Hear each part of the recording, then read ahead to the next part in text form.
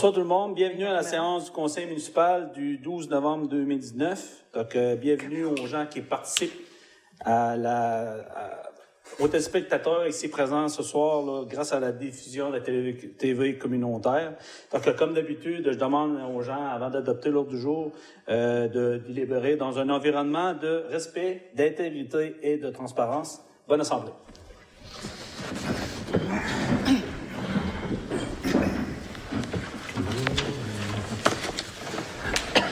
Donc, au niveau de l'ordre du jour, point 1, adoption de l'ordre du jour. 2, adoption du procès verbal de la séance du 15 octobre 2019 et dispense de lecture. 3, information au conseil et correspondance. A, une nomination d'un maire suppléant de novembre 2019 jusqu'à juin 2020. 4, tour de table des conseillers. 5, tour de table des officiers. 6, questions aux officiers. 7, directeur financier. 7, A, compte à payer au 31 octobre 2019. B, dépôt des états comparatifs au 30 septembre 2019. 8, politique familiale. 9, municipalité amis des aînés. 10, directeur des loisirs, de la culture et de la vie communautaire. A, autorisation de dépôt d'une demande de subvention salariale, Emploi Québec. B, route verte, autorisation de rencontre avec le ministère des Transports. 11, directeur des services incendies. A, engagement d'un pompier volontaire.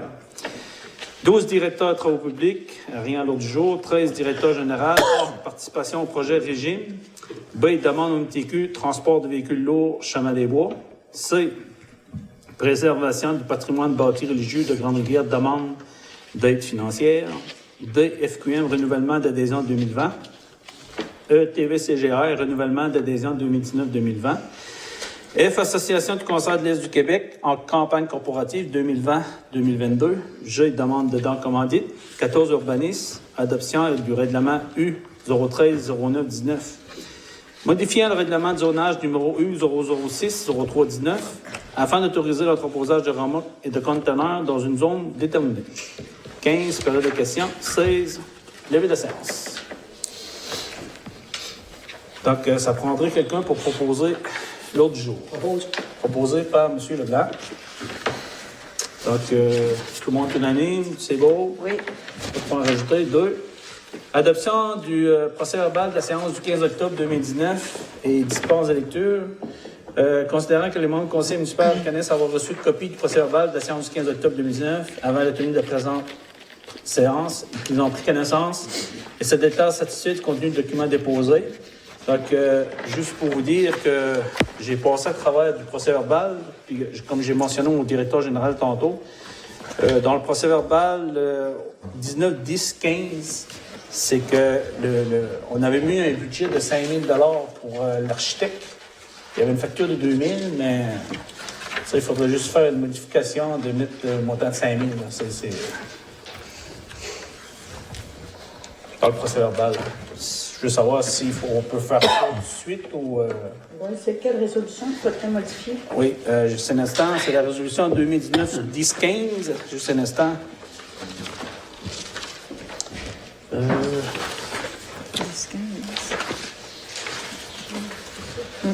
Excusez-moi, c'est parce que j'ai pris...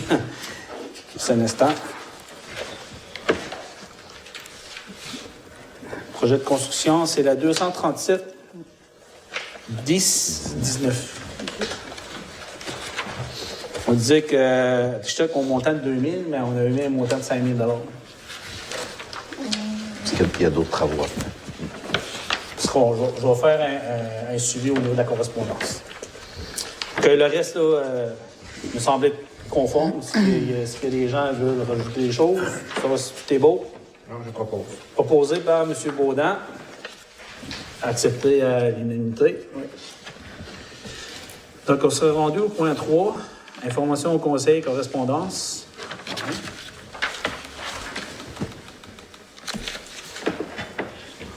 Donc, nomination d'un maire suppléant, novembre 2019 à juillet 2020, dûment proposé par et résolu que le conseiller Christian Moreau soit nommé maire suppléant pour une période de 8 mois, soit du 12 novembre 2019 au 13 juillet 2020, que le maire ou le maire suppléant et le trésorier ou le directeur général soient autorisés à signer pour et au nom de la Ville les effets bancaires ou autres. Donc, Proposé. proposé par M. Briand. Tout est beau. Ça a été discuté lors de la plénière hier, puis que M. Moreau se sent dispo pour relever le défi pour les 8 prochains mois. Il ne devrait pas avoir de problème. Là. Bravo, M. Moreau. Donc, au niveau de la correspondance, on avait eu une invitation de la Crédgym là, pour l'inauguration de la pointe au macro. OK? On avait aussi eu l'information de la commandite 2019-2020 TVCGR, mais je pense que c'est à l'ordre du jour, c'est ça, M. Moreau? Ça, c'était la commandite, ça? Oui. OK, ouais, c'est ça. Ouais. Parfait. On a aussi là, une lettre là, adressée là, par M. Samuel Méthode, là, directeur général de la Maison de la Culture, concernant la demande de commandite. C'est à l'ordre du jour. Puis, on avait la correspondance aussi reçue de Tremblay-Bois, avocat, concernant le dossier de Canaquaculture, parce que ça faisait partie de mes points, là, les points du maire. Donc, juste faire un suivi.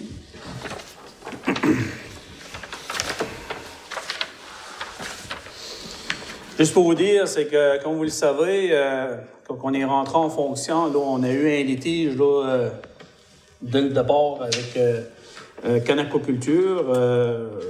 Juste faire un petit historique, là, quand le conseil a été mis en place, comme expliqué dans les médias, c'est qu'on a eu un échange là, par conférence téléphonique avec le promoteur. Donc, il était normal pour poser des questions, pour avoir certaines réponses. Donc, suite aux informations reçues, on a discuté avec le conseil, puis comme vous le savez, on avait amendé la résolution passée, comme quoi qui accordait le terrain pour 1 $. Donc, à partir de ce moment-là, on a eu là, une mise en demeure pour les promoteurs d'une poursuite d'un montant de 100 000 $. Donc, comme vous le savez, là, pendant 2 ans, là, il y a eu beaucoup de travail sur le dossier, monter un dossier, cueillette d'informations. Donc, interrogatoire, on s'est déplacé à Québec, à Rimouski. Moi, je suis allé à Québec seul. À Rimouski, par contre, on s'est déplacé avec le directeur général. Je vous dirais que la lettre reçue en date là, du 23 octobre 2019, parce que normalement, il était prévu qu'il y avait une cour au Palais de justice à Percé le 5 novembre. Donc, chers clients, il nous fait plaisir de vous annoncer que nous avons négocié un désistement de la poursuite intentée par Canaquaculture contre la Ville de Grande-Rivière. Copie du dit désistement est joint en annexe pour compléter vos dossiers respectifs. Nous sommes heureux du résultat obtenu et du fait que nous évitons ainsi le temps de préparation du procès. Sans les efforts de tous et chacun, un tel résultat favorable ne serait pas possible. Nous vous remercions de la confiance témoignée envers notre étude et de nous invitant à communiquer avec les sous-signés pour toute question de votre part, espérant être conforme, nous prions d'agréer, chers clients, l'expression de nos sentiments les meilleurs. Donc, en tout cas, nous autres, on est très satisfaits, comme quoi, comme vous le savez, il y a une poursuite, on ne sait jamais ce qui peut arriver. Puis en plus, ben, ça n'a pas coûté aucun frais. 500 pièces de déductible. Donc, il y a eu beaucoup d'efforts, mais on avait un excellent dossier, puis j'étais très confiant dans cette démarche-là. Donc, tout ça pour dire que ce dossier-là est réglé. Donc, ça, c'est une bonne chose au niveau de la Ville. Puis, ce qui nous amène un peu à parler au niveau de la municipalisation du parc. Je vous dirais qu'au niveau de la municipalisation du parc, comme vous le savez, c'est un processus qui date depuis 1986.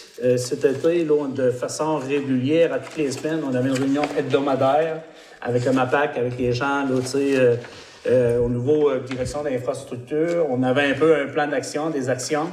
Au niveau administratif, là, M. Moreau ainsi que notre consultant Richard Loisel travaillaient avec M. Côté pour faire avancer le dossier, ainsi que la notaire du MAPAC. Donc, ça pour vous dire que ça achemine très bien. Puis je vous dirais on dirait que depuis que le dossier Canaquaculture est réglé, là, ben ça a activé parce que présentement, là, les informations que j'ai avec le MAPAC, c'est que le souhait, c'est que le processus soit terminé au plus tard au 31 mars 2020. Donc, Donc là, je vous dirais que même on est convoqué encore pour une rencontre là, mardi prochain. Donc, ça pour dire, hier, même cette semaine, hier, on a eu une rencontre avec le consultant parce qu'il y avait des actions à entreprendre. Mais c'est sûr, certain qu'il faut être prudent. Là. On parle des gros investissements.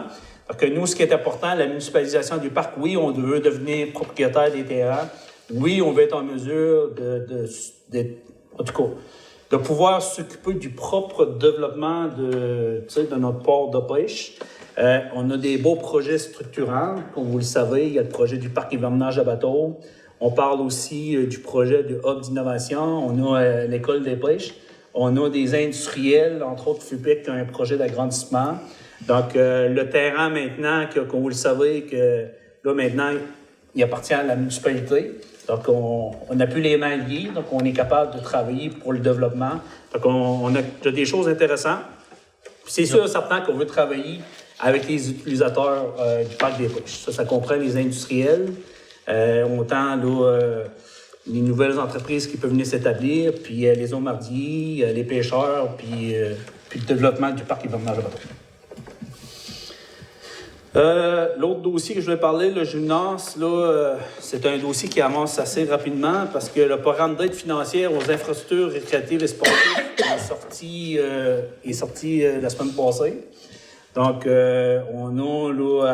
est déjà ouvert pour pouvoir déposer les dossiers. On avait déjà, comme vous le savez, la commission scolaire en Nunavut avait accordé une subvention de 3,7 millions. Par contre, avec un échéancier, puis comme M. Simon Bugeaud, la commission scolaire, nous a dit que nous, ce qui est prévu, c'est qu'à partir de début 2020, c'est qu'ils vont aller en appel d'offres au niveau de soumission parce qu'ils veulent débuter les travaux à l'été 2020. Donc, c'est sûr pour nous, le timing fait en sorte qu'avec le nouveau programme qui est en place, c'est de s'assurer de bonifier le projet pour répondre le plus possible. Donc, nous, ce qu'on a fait, on a eu une rencontre avec la commission scolaire, avec François Castillo, le nouveau directeur de l'EPAC. On s'est assis au mois week-end, puis on a fait une analyse. C'est une des raisons pourquoi qu'avec la firme d'architectes, avec les besoins au niveau de cégep, avec l'ARCEC, c'est que, en tout cas, ce qui nous a été présenté, on parle d'un coût de projet de 7,7 millions. Donc, on parlait de 3,7, 7,7, donc il y aurait 4 millions. Donc, si, admettons, tout sera admissible, 2 tiers, bien, il restera à peu près 1,3 million. Donc, c'est sûr, certain que ce qui nous concerne, c'est sûr que ça aurait été l'idéal. Mais 1,3 million, on n'a pas la capacité de. Je pense pas que le milieu est en mesure d'aller de l'avant. C'est une des raisons pourquoi que j'ai demandé au professeur Pierre-Marc Proulx de travailler sur une alternative, sur un projet intermédiaire qui fera en sorte qu'il pourra répondre aux besoins minimum exprimés du milieu, de la communauté, puis répondra aux besoins. Donc, c'est une des raisons pourquoi, avec les nouveaux besoins mentionnés, en tout cas, moi, j'aimerais avoir un projet à près de 5,5 millions pour être en mesure de mise du milieu à peu près de 500 000. D'accord? Moi, je considère que le fait qu'on a des institutions, commission scolaire, la ville, le cégep qui fait partie du projet, donc il y aura possibilité de bonifier par des fonds publics 1 million supplémentaire. Qu'est-ce qu'on a? Puis fera en sorte qu'on aurait peut-être un gymnase si on est en mesure d'attacher le projet. Donc, là, le go est donné. Donc, c'est une des raisons pourquoi on va demander l'architecte de faire un autre esquisse avec peut-être un projet intermédiaire que je pense qui sera plus adapté puis avec les besoins financiers de la ville puis du milieu. L'autre dossier important, comme vous le savez, réseau d'égouts d'Aqueduc.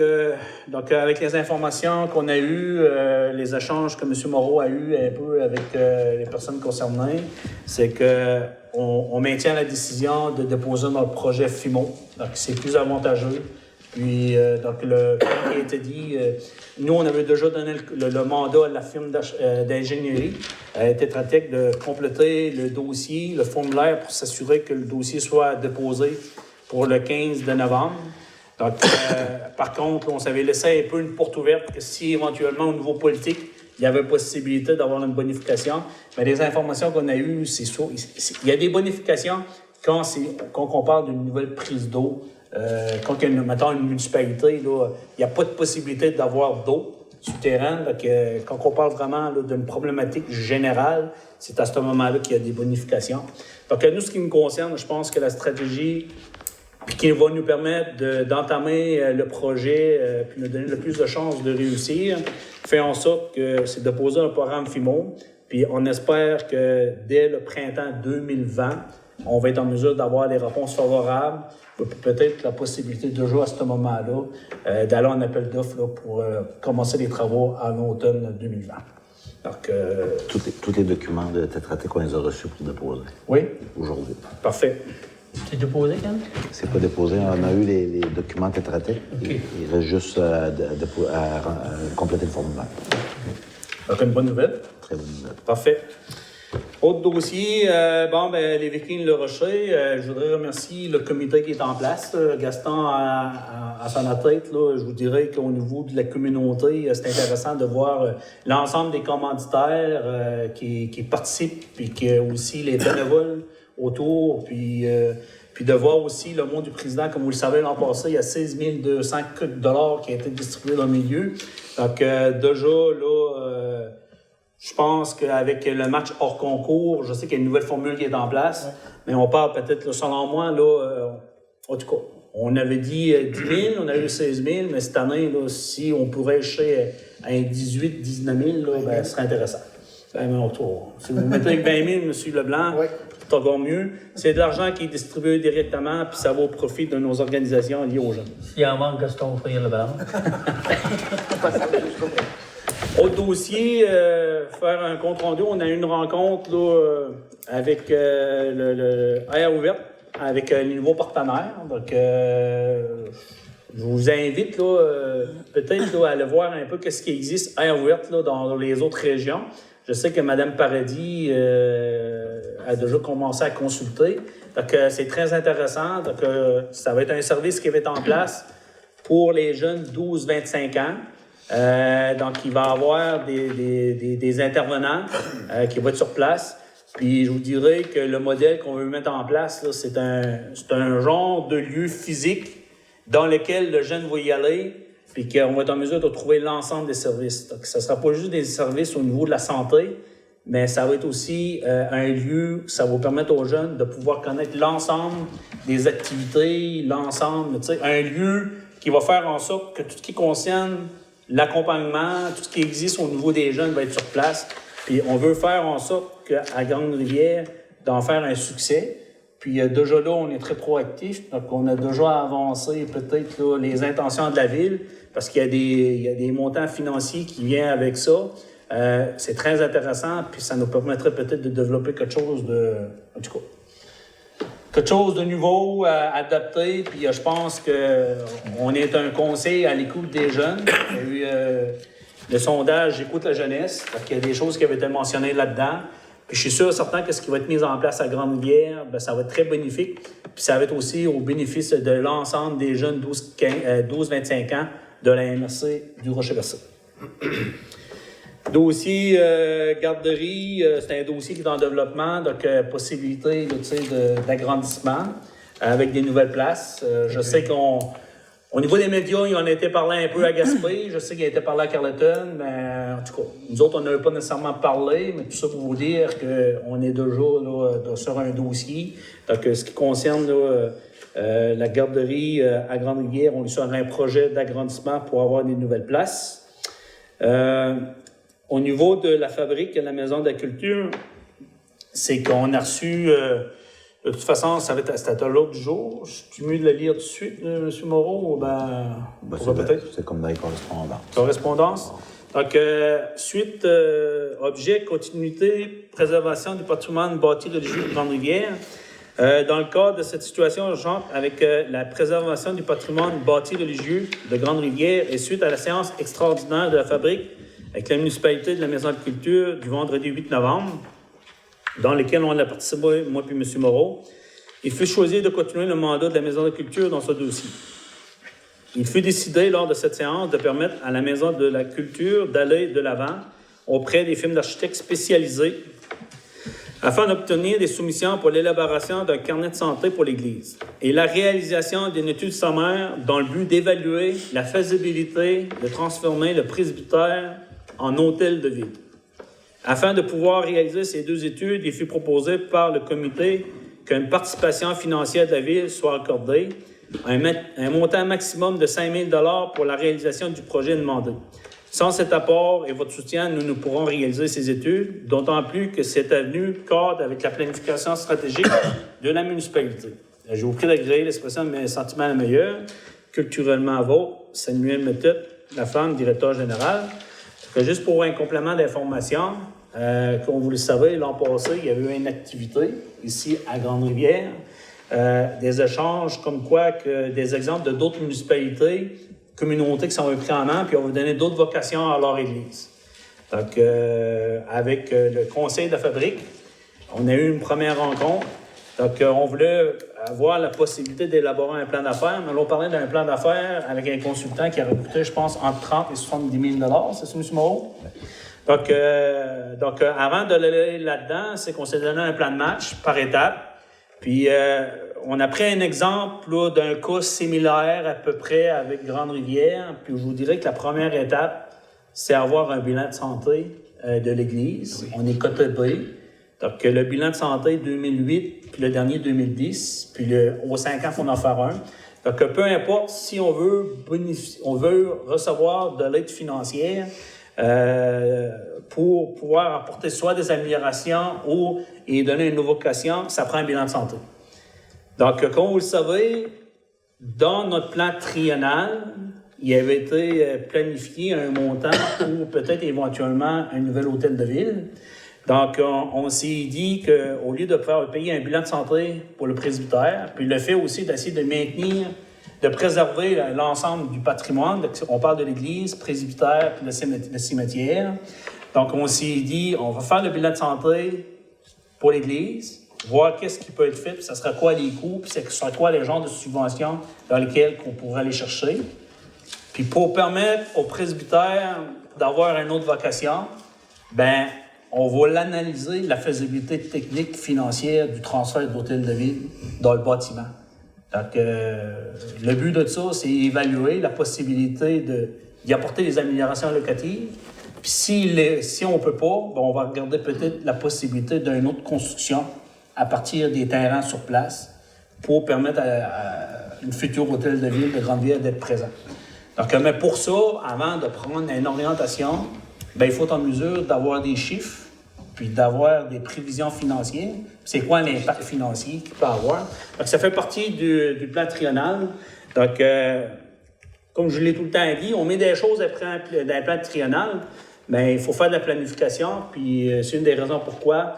Qu'avant de se lancer dans n'importe quoi, bien, on veut juste s'assurer de faire les bonnes actions, d'avoir les bonnes études, puis avoir les bons chiffres qui vont nous permettre de prendre la meilleure décision pour les intérêts du conseil puis de la communauté. Répertoire des entreprises. Sur le site web de la Ville de Grande-Rivière, j'invite dans la partie économie un endroit dans lequel on a un répertoire d'entreprises. Donc, toutes les entreprises de Grande-Rivière, je vous invite peut-être à communiquer avec Annick Smith ici, pour voir un peu la façon de compléter le formulaire. Mais c'est simple, vous avez juste à aller sur le site de l'Hôtel de Ville, section économie, répertoire d'entreprise, puis vous pouvez soumettre un peu les coordonnées. Le but de ça, c'est pour faire la promotion des entreprises sur le territoire. Donc, je vois beaucoup de petits commerces, je vois des entrepreneurs. Donc, des fois, les gens sont portés à savoir, exemple, à Grande-Rivière maintenant, plombier baie de chaleur, c'est un nouveau plombier qui est ici. Puis les plombiers sont rares, donc j'ai demandé de s'inscrire, mais c'est tous des services qui sont en place. Puis ça serait intéressant que les gens prennent le temps de pouvoir s'inscrire. C'est là pour ça. Puis ça va vous permettre de faire de la promotion, puis de connaître votre entreprise, puis vos services. L'ouverture de la SQDC. Donc, comme vous pouvez le voir, je pense qu'aujourd'hui, on a mis le panneau de la SQDC.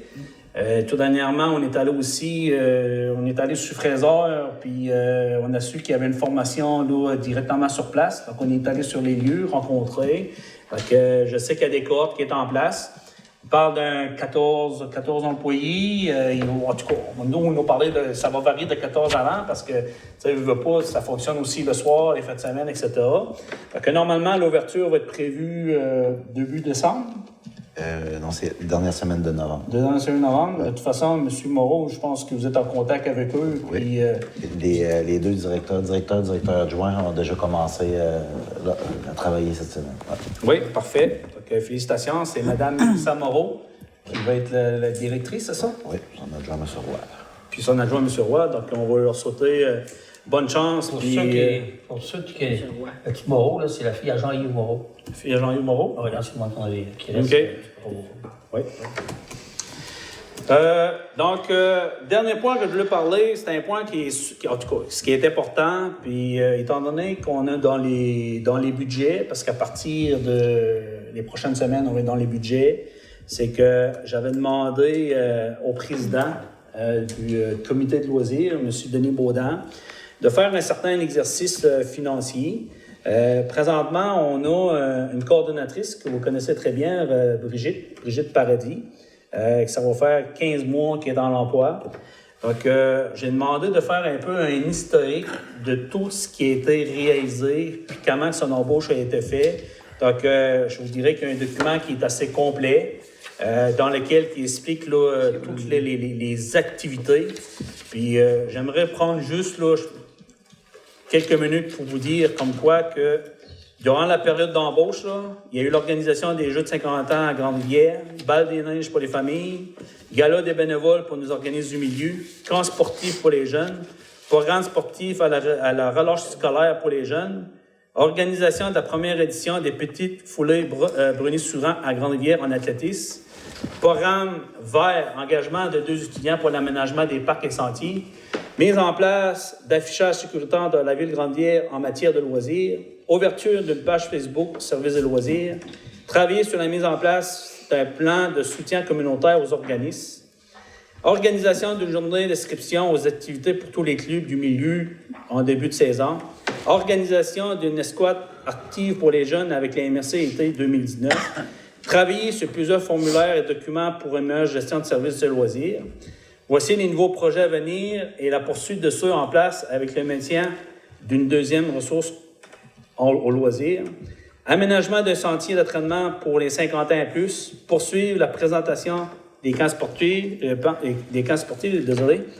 Mise en place d'un plan de soutien communautaire aux organismes. Développer une ligue de ringuettes récréatives. Mettre en place une programmation sportive et plein air pour la relâche scolaire, amélioration des sentiers pédestres, raquettes et vélos, développer la route verte pour les vélos, développer un partenariat avec la municipalité de Sainte-Thérèse-Gaspé en matière de loisirs, développer des activités pour la clientèle avec un léger handicap, organisation du défi Everest à Grande-Rivière, réaménagement de la cour d'école de Bon Pasteur, mise en place d'un parc pour les familles dans le secteur de Petit-Pavot, aide pour la mise en place de l'aire ouverte pour les jeunes à Grande-Rivière, que j'ai expliqué tantôt, organisation du bal des jeunes à chaque année, mise en place d'une programmation de loisirs disponible pour la population été, hiver, automne. Donc, le pourquoi est-ce que je vous en parle ce soir, c'est que moi, je vous dirais que, comme vous le savez, je pense que Mme Paradis, ça a rentré un peu, pratiquement, avec la venue du nouveau conseil.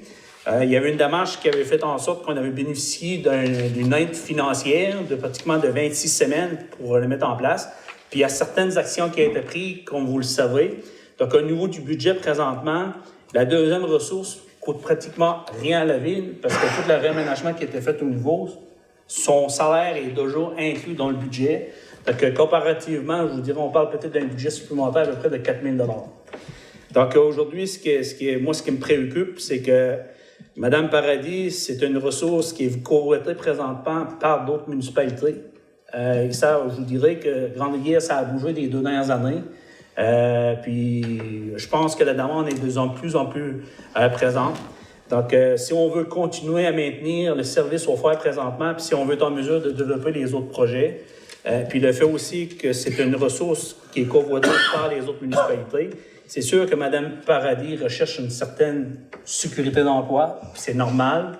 Donc, à partir de là, je veux juste vous dire, c'est que nous, à partir du budget, c'est qu'on regarde pour mettre en place un poste de coordinatrice au développement des loisirs de vie communautaire pour la ville de Grande-Rivière, dans lequel maintenant que son supérieur immédiat, ça va être M. Moreau, puis ainsi que le directeur général Ken Moreau.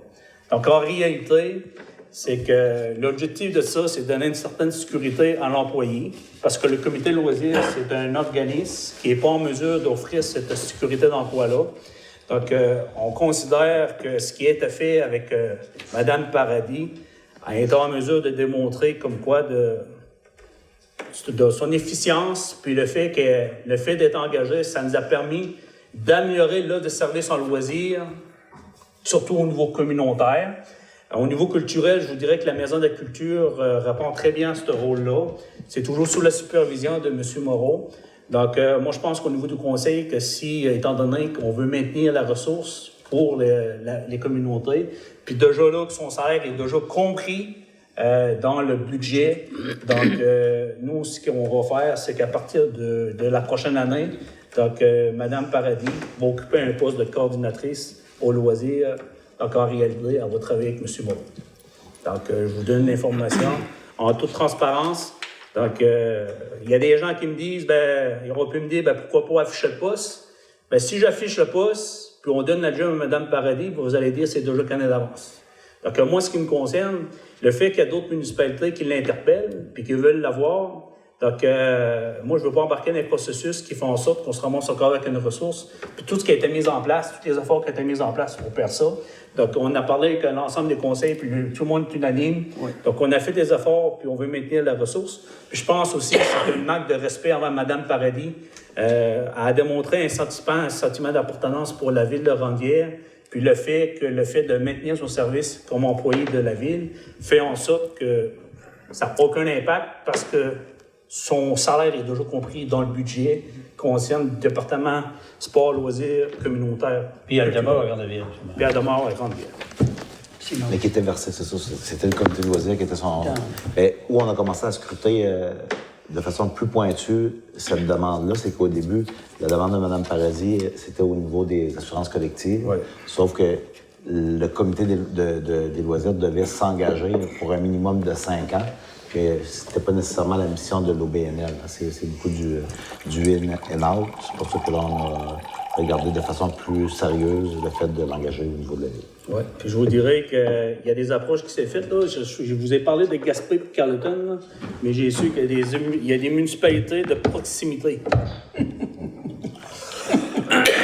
interpeller ces services. Donc, ça a pesé un peu dans la balance pour faire en sorte qu'on a des acquis, on les maintient à Grande-Rivière. Donc, tour de table des conseillers. Donc, on pourra débuter avec Mme Langelier. Merci, M. le maire. Bien, tout d'abord, pour rester dans la même lignée pour Mme Paradis, j'aimerais la remercier aussi M. Philippe Moreau pour les gros efforts qu'ils font pour l'élaboration d'un parc dans mon coin. Ils m'ont demandé des signatures des gens du coin pour demander qu'ils étaient d'accord. Ce que j'ai fait, je leur ai remis une copie. Fait que on va attendre le printemps à savoir qu'est-ce qui va arriver, mais j'ai bon augure que ça va se faire. Puis ça fait qu'on va avoir notre parc dans notre coin. Puis hier, en séance de travail, j'ai comme emmené l'idée peut-être de faire une consultation de citoyens, ce qui pourrait amener... bien justement, que vous pourriez nous consulter, nous poser des questions, vous exprimer avec ceux que vous êtes d'accord ou pas. On pourrait faire ça, je ne sais pas sous quel terme qu'on pourrait faire ça ou quand, mais il n'y aurait pas de caméra, parce que je sais qu'il y a beaucoup de caméras que les gens, ça les stoppe un peu pour venir s'exprimer. J'aimerais faire l'exercice une fois, on verrait que ça pourrait donner. Ça fait que je ne sais pas quand est-ce qu'on pourrait faire ça, si ce serait cette année ou au début de 2020 ou... Bien, Mme Langelier a apporté ce point-là à l'ordre du jour, puis je vous dirais que je trouve ça super intéressant, tu sais, la formule proposée. Comme vous le savez, ça fait 2 ans, donc là, présentement, je sais que les conseillers vont faire un peu un bilan parce qu'ils ont chacun des responsabilités, puis ils vont mettre de l'avant un peu ce qui a été réalisé. Donc, moi, comme maire, pour les 2 prochaines années, c'est sûr que je vais être en mesure de pouvoir vous exprimer un peu sur quel dossier dans lequel on aimerait être en mesure de poursuivre puis de s'assurer de la continuité pour les 2 prochaines années. Mais c'est intéressant aussi d'avoir la possibilité d'échanger. Je sais qu'on avait mis sur le site web là, une façon aussi peut-être de permettre aux gens de pouvoir s'exprimer, mais le fait qu'il y a des gens qui ont approché un peu Valérie, puis sur l'idée, je trouve ça super important, de faire peut-être un échange, c'est que ça nous permettrait, nous, le membre du conseil, d'exprimer un peu, bien voici un peu, entre autres, ce qui est sorti du plan communautaire, hein, les orientations de la ville, que ce soit au niveau administratif, développement économique, les projets en cours. S'il y a des gens qui ont des questions, bien, on ferait ça sans les caméras. Ça serait très de façon informelle. Oui. Le but de ça aussi, c'est en mesure de vous donner les réponses directement sur place. Puis si, admettons, on n'est pas en mesure de vous donner directement les réponses sur place, bien, on va se faire un devoir, tu sais, d'aller chercher l'information puis d'être en mesure de bien répondre, tu sais. Il y a des gens qui nous posent beaucoup de questions sur certaines choses. Je vous dirais un exemple, entre autres. Des fois, on a la possibilité d'aller chercher de l'argent, exemple, dans le cadre du ministère de la Faune et Forêt pour le bord rayé. On a reçu une subvention de 25 000. Bien, il y a du monde qui dit, bien, pourquoi faire une piste? Tu sais, une piste là, tu sais, pour, de vélo. Ben, c'est parce que, tout dépendant du programme, tu sais, donc, il faut y aller avec les programmes en place. Fait que, c'est pour ça que des fois, il y a des gens, tu sais, ils posent certaines questions. Tu sais, au niveau de la bibliothèque, que ce soit peut-être pourquoi mettre en place une piscine. Tu sais, une piscine. Ben, écoutez, moi, je pense que c'est ce genre de ce moment-là qu'on va être en mesure de pouvoir échanger puis de vous donner un peu les informations. Parce qu'en réalité, nous, ce qu'on fait, il faut y aller aussi avec des programmes. On essaie de profiter comme effet de levier le maximum de programmes dans lesquels on est en mesure de passer des dépenses admissibles. Donc, c'est une belle idée, Mme Lajolier. Donc, on l'a pris en note. Donc, moi, je vous dirais qu'on dépose le budget. Puis, selon moi, là, peut-être là, d'ici avant le mois de mars 2020, peut-être février, mars, là, on va organiser cette séance d'information-là. On va essayer de faire ça, là, peut-être, là, soit là, en soirée, ou peut-être une journée là, de fin de semaine, pour permettre à l'ensemble des gens de pouvoir... Oui, les travailleurs, oui. C'est bon? D'autres points, merci. Non, c'est tout. Monsieur Moreau, le nouveau maire suppléant. Oui, ça va bien. Bonsoir tout le monde. Je voudrais parler, monsieur le maire, pour la glissade. Là. Il a trouvé un petit peu de neige. La glissade est prête. Ça fait que tout est pas mal en place. Aussi, j'aimerais parler de la patinoire qu'on a faite l'année passée. L'année passée, vu au manque un peu des gens qui ont participé, vu que c'est sûr que ça a coûté de l'argent. C'est l'eau. L'eau, aujourd'hui, vous savez qu'est-ce que ça coûte? C'est le chlore, tout ça. Ça fait qu'on s'est rencontrés avec Flip, puis M. DG. Puis on a eu une conclusion de cette année de ne pas faire de patinoire. Mais par contre, moi, j'ai rencontré le responsable de la patinoire à Sainte-Thérèse, puis Régis Lelièvre. Puis on pourrait organiser des transports pour les jeunes, comme le samedi après-midi, pour descendre patiner là-bas. Vous savez qu'une patinoire, les jeunes, moi j'ai été l'année passée, puis la plupart, c'était un lieu de rencontre, dans le sens qu'ils patinent 5 minutes, 10 minutes, ils rentrent en dedans, ils jasent, puis il y a de la surveillance, ils prennent un jus, un café, tu sais, il y a une activité. Puis c'est aimé, ça se passe. Nous autres, il faudrait faire peut-être, étant donné que la patinoire est déjà là, faire une bâtisse, chauffer tout ça, ça fait que ça demande beaucoup d'argent. Ça fait que nous autres, on a eu l'idée pour cette année, avec les autobus organisés, en collaboration avec le Tribotibis, la ville, le comité de loisirs. Puis on va l'essayer. Si ça marche, tant mieux. Puis regardez, on est rendu là. C'est ça. L'an passé, on a parlé d'un projet de glissade de la Croix. Fait que ça faisait longtemps qu'on en parlait. Donc, on a fait un test. On l'a mis à côté de l'aréna, plus accessible. Je pense que les utilisateurs, nous, que ce soit la polyvalente, que le Bon Pasteur, c'est accessible, c'est beaucoup utilisé. Donc, ça a été un succès. Mais par contre, au niveau de la patinoire, je vous dirais que l'emplacement, c'est petit. Le terrain, il n'est pas nécessairement là, au niveau. On a eu certaines problématiques avec le changement de température, puis beaucoup de temps a été mis, puis d'énergie. Donc, le fait que ça n'a pas beaucoup été utilisé. Par contre, on s'est dit cette année, pourquoi pas étant donné qu'il y en a une à Sainte-Thérèse, puis que, tu sais, qu'elle est là, les Ils infrastructures sont sont en prêts à le place. savoir, pas de Donc, problème. on va organiser des moyens de transport pour permettre aux jeunes de pouvoir là, se déplacer directement sur place. Puis il va y avoir un encadrement, puis il va y avoir un soutien. Donc, l'objectif, là, c'est permettre aux jeunes de pratiquer un sport, tu sais, que ça leur coûterait pratiquement rien. C'est une des raisons pourquoi on a fait ça. Donc, on va poursuivre puis en partenariat avec la municipalité de Sainte-Thérèse. Roger, il nous a dit que c'est bienvenu, il était bien content. Parfait. C'est bon, M. Moreau? Oui, il n'y a pas d'autre chose, M. le maire. M. Briand? Merci, Monsieur le maire. Bonsoir tout le monde. Ce soir, j'ai pas tellement de... J'avais les lumières de rue qui ont été réparées. Je voulais en parler, mais ça a été réparé. Il y a un projet du parc commémoratif. La plaque à M. Antonio Langlais qu'on avait demandé est arrivée. On a eu connaissance...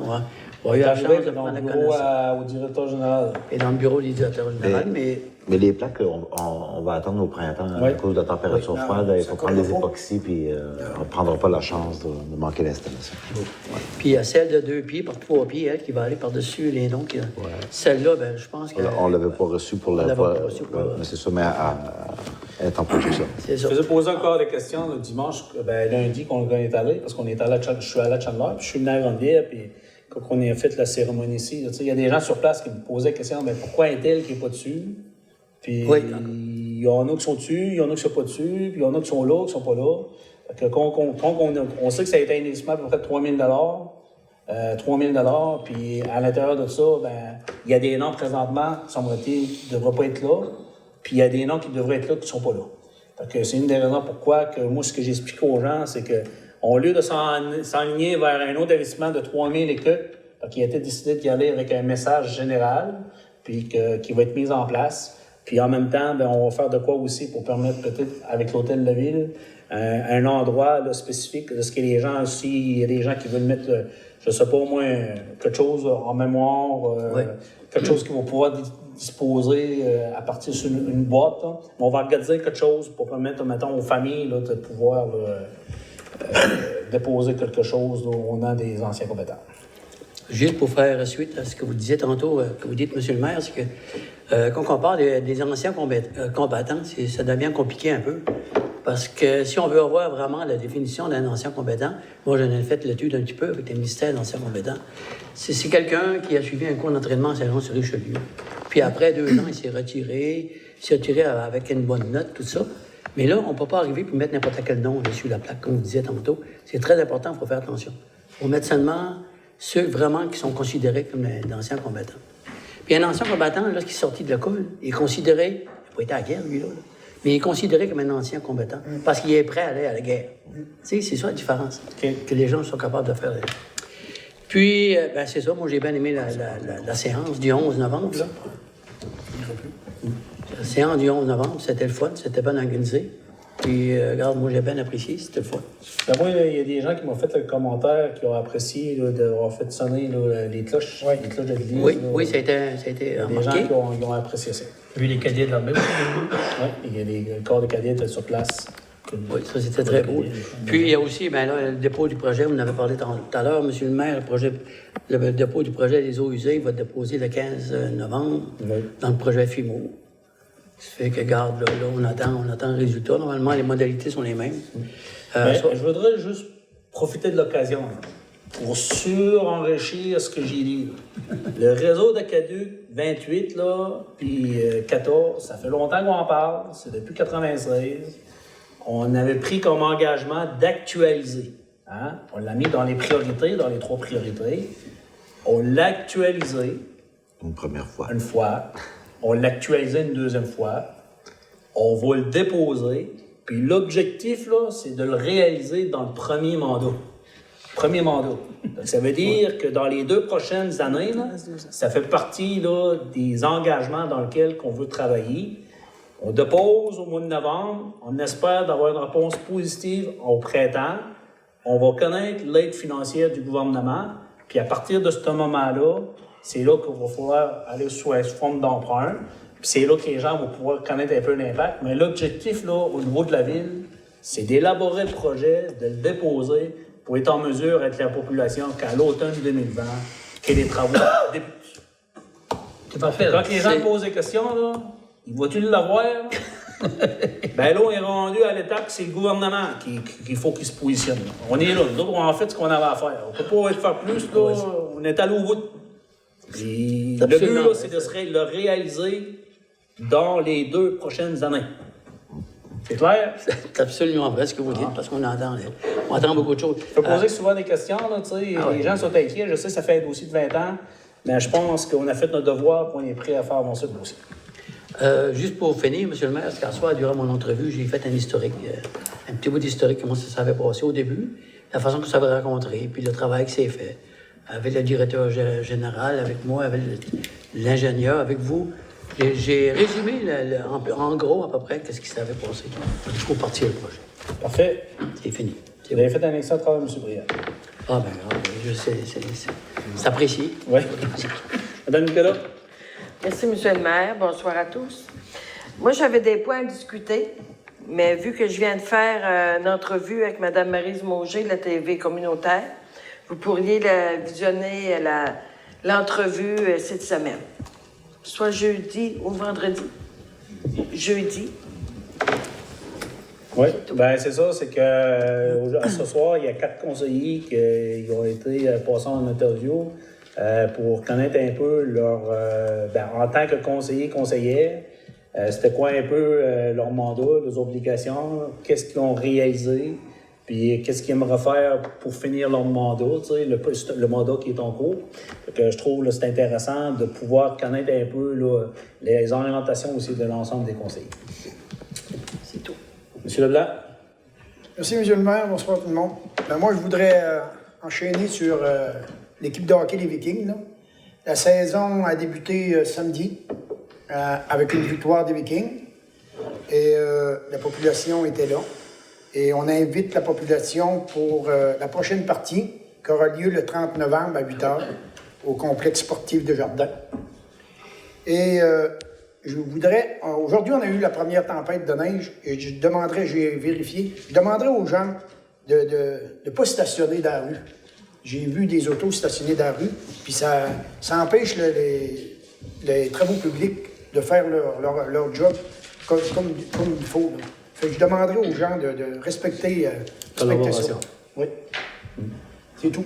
C'est beau? Oui. M. Baudin? Une chose, M. le maire, c'est...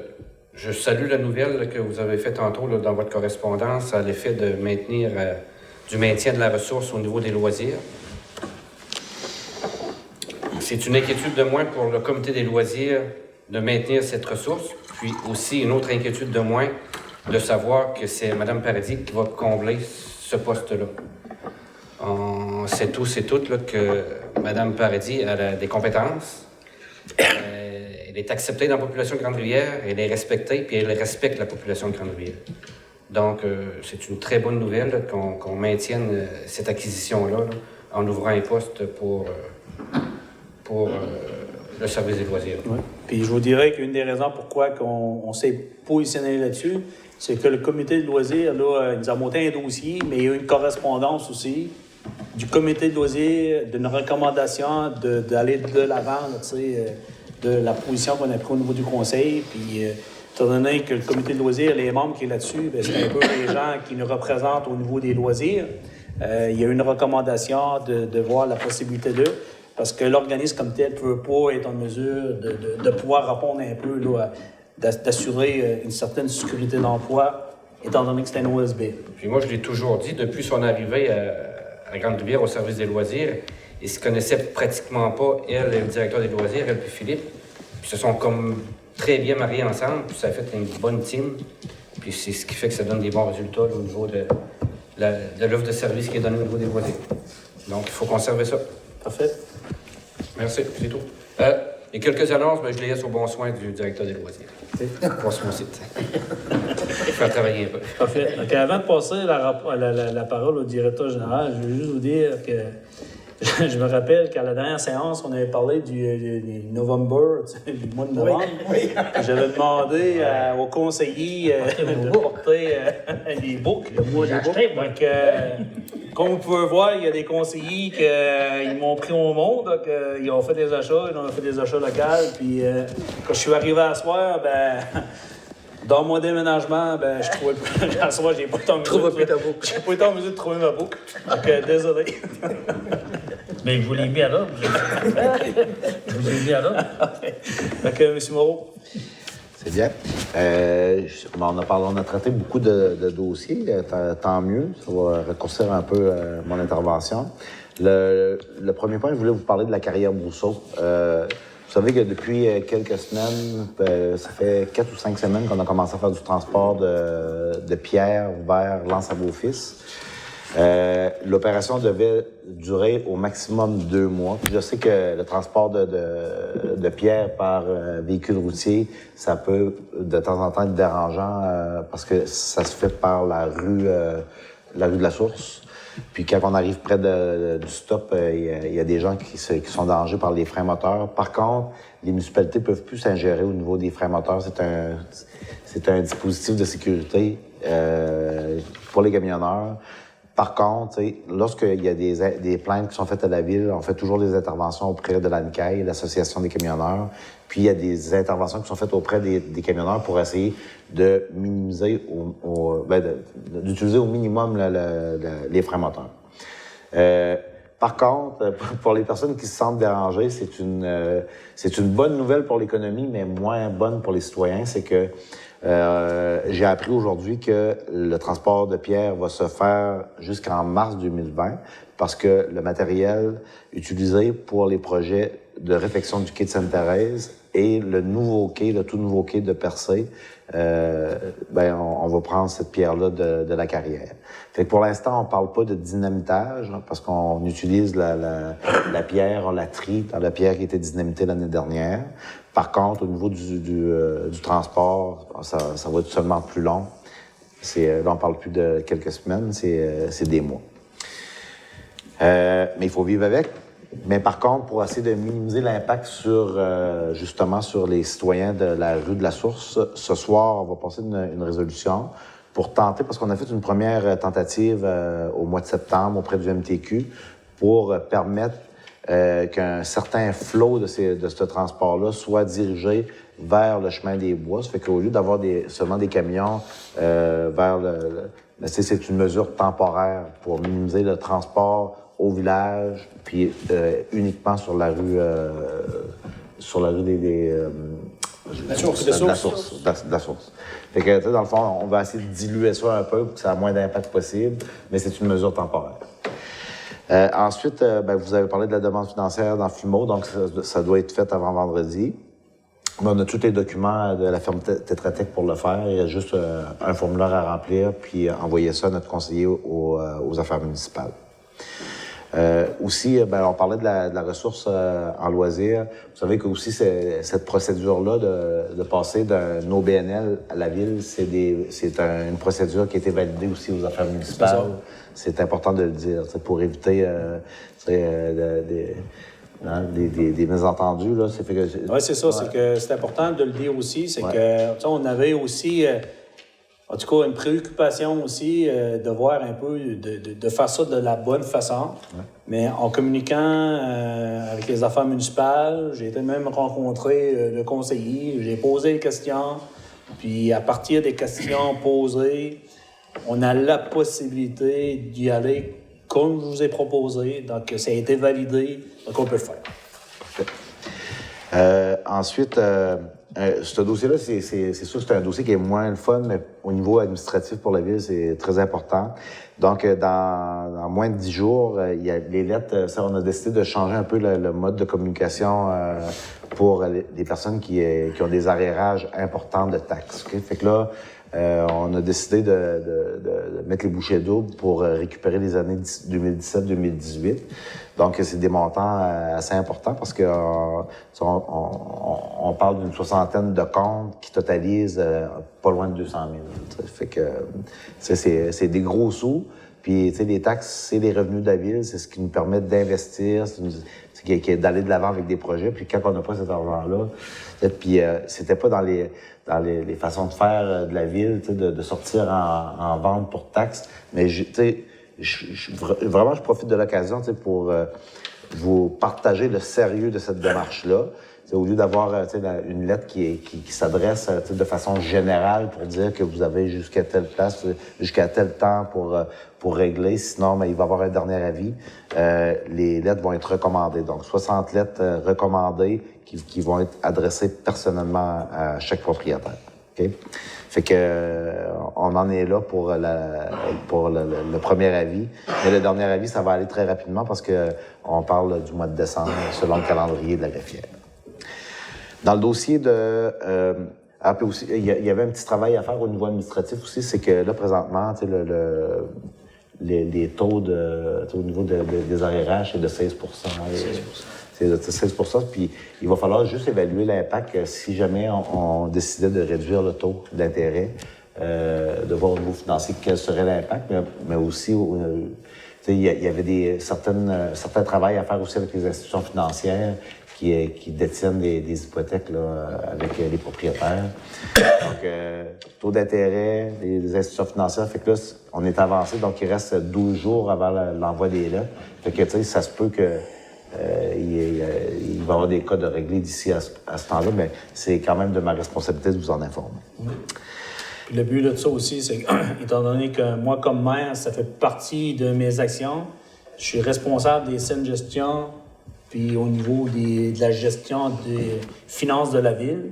Donc, en faisant un constat depuis 2 ans, c'est sûr qu'on avait remarqué certaines lacunes. Là, je vous dirais qu'au niveau des comptes de mauvaises créances, là, il y avait des choses qui dataient de 2002, qui étaient tout à des livres. Donc, quand l'an passé, on a fait notre planification financière sur 10 ans, bien, on a régularisé la situation l'an passé. On a fait les démarches pour passer en mauvaise créance des comptes qu'on savait qu'on n'aurait jamais récupérés, mais qui faisaient partie là, un peu au niveau des livres. Puis je vous dirais qu'aujourd'hui, c'est que quand je suis allé aux affaires municipales, c'est que j'ai fait certaines vérifications à ce niveau-là aussi. Puis c'est la loi, c'est dans l'obligation de l'appliquer. Donc comme maire, j'ai comme pas le choix de m'assurer qu'au niveau administratif, que les choses soient faites de la bonne façon.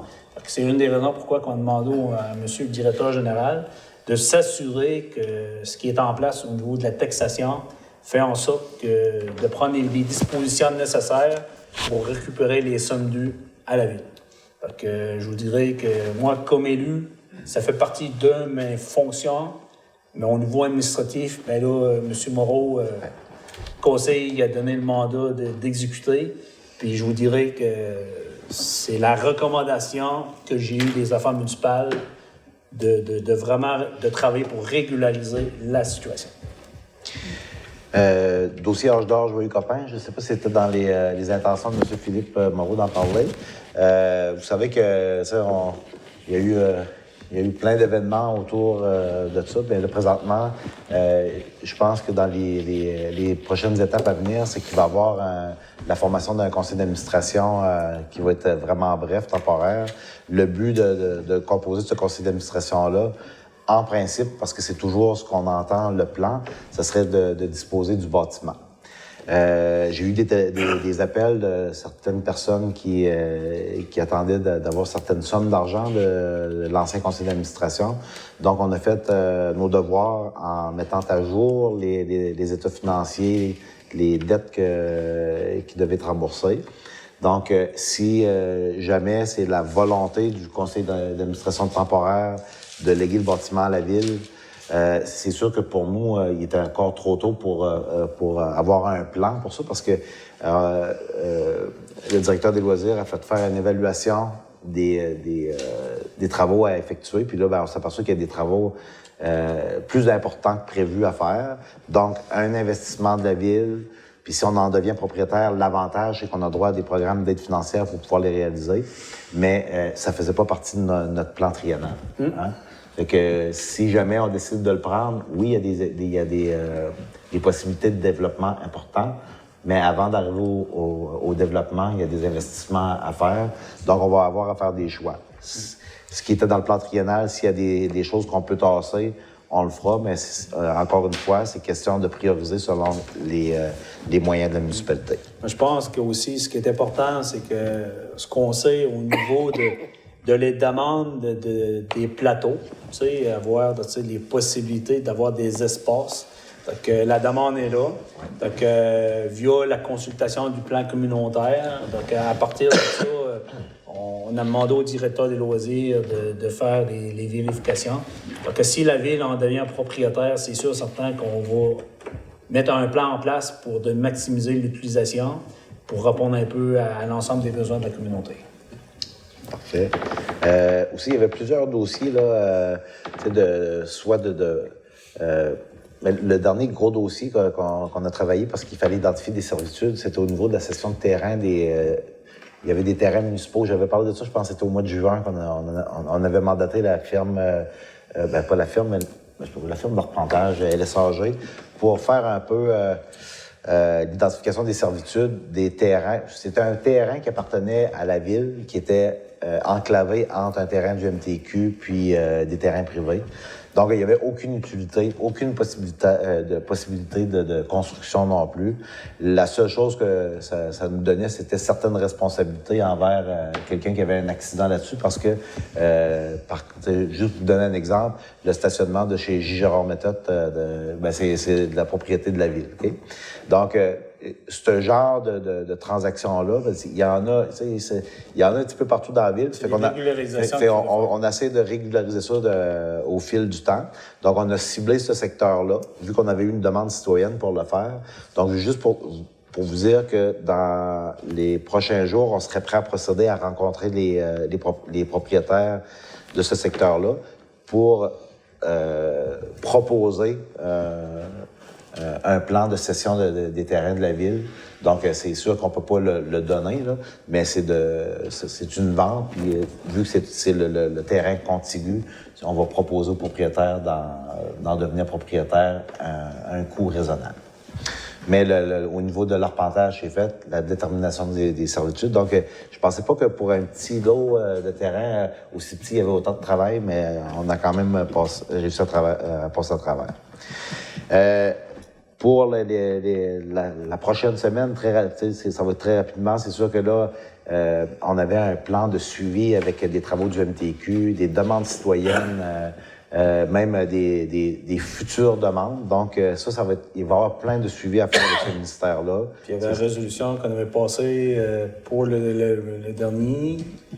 Au niveau de la limite de vitesse, là, la limite de vitesse, c'est ça. Suite à une pétition, parce qu'il y a des gens qui nous avaient posé la question si on était rendu. Ouais. Donc, ça fait partie des suivis. Sans nommer les personnes qui en avaient fait la demande. Donc, l'enrochement des fossés dans le secteur du pont.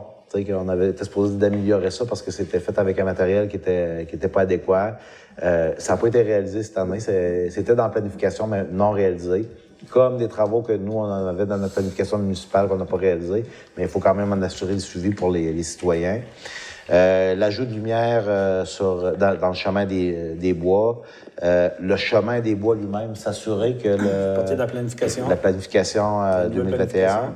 En plus de ça, la route verte, ça, c'est une résolution qu'on va passer ce soir. Vous savez que la municipalité de Grande-Rivière, dans toutes les municipalités, la route verte, il y a au moins une section de route verte pour permettre aux cyclistes de circuler en toute sécurité. Là, on a eu plusieurs personnes qui ont noté que les bordures de rue du village sont pas juste à réparer, sont à remplacer complètement. Donc, le fait d'apporter le projet route verte, peut-être que ce serait une opportunité de modifier les trottoirs ou la bordure du chemin là, pour la changer en route verte, justement. Fait que est-ce que ça va rester de trottoirs? Est-ce que ça va de l'asphaltage? On ne sait pas encore. Mais ce soir, on va demander à M. Moreau, directeur des loisirs, d'initier le projet route verte avec le MTQ, considérant qu'on avait d'autres problématiques, d'autres travaux. Donc, le but, ça va être de bonifier les demandes qu'on a reçues ici à la ville. Puis il y a aussi le programme d'aide à la voirie locale. Je sais que les attentes étaient hautes. On avait promis des choses au dernier mandat au niveau des travaux. Vous saviez que selon le plan d'intervention qui avait été payé par la MRC, on avait établi qu'il y avait des investissements à la hauteur de 1,3 million qui devaient être réalisés dans la municipalité. 3 secteurs, Petit-Poivreau, Saint-Pierre et Saint-Hilaire. Okay? Fait que là, on avait fait tout le travail, on avait fait l'évaluation de tous les ponceaux, de toute la structure de rue. Tu sais, tout était fait, déposé.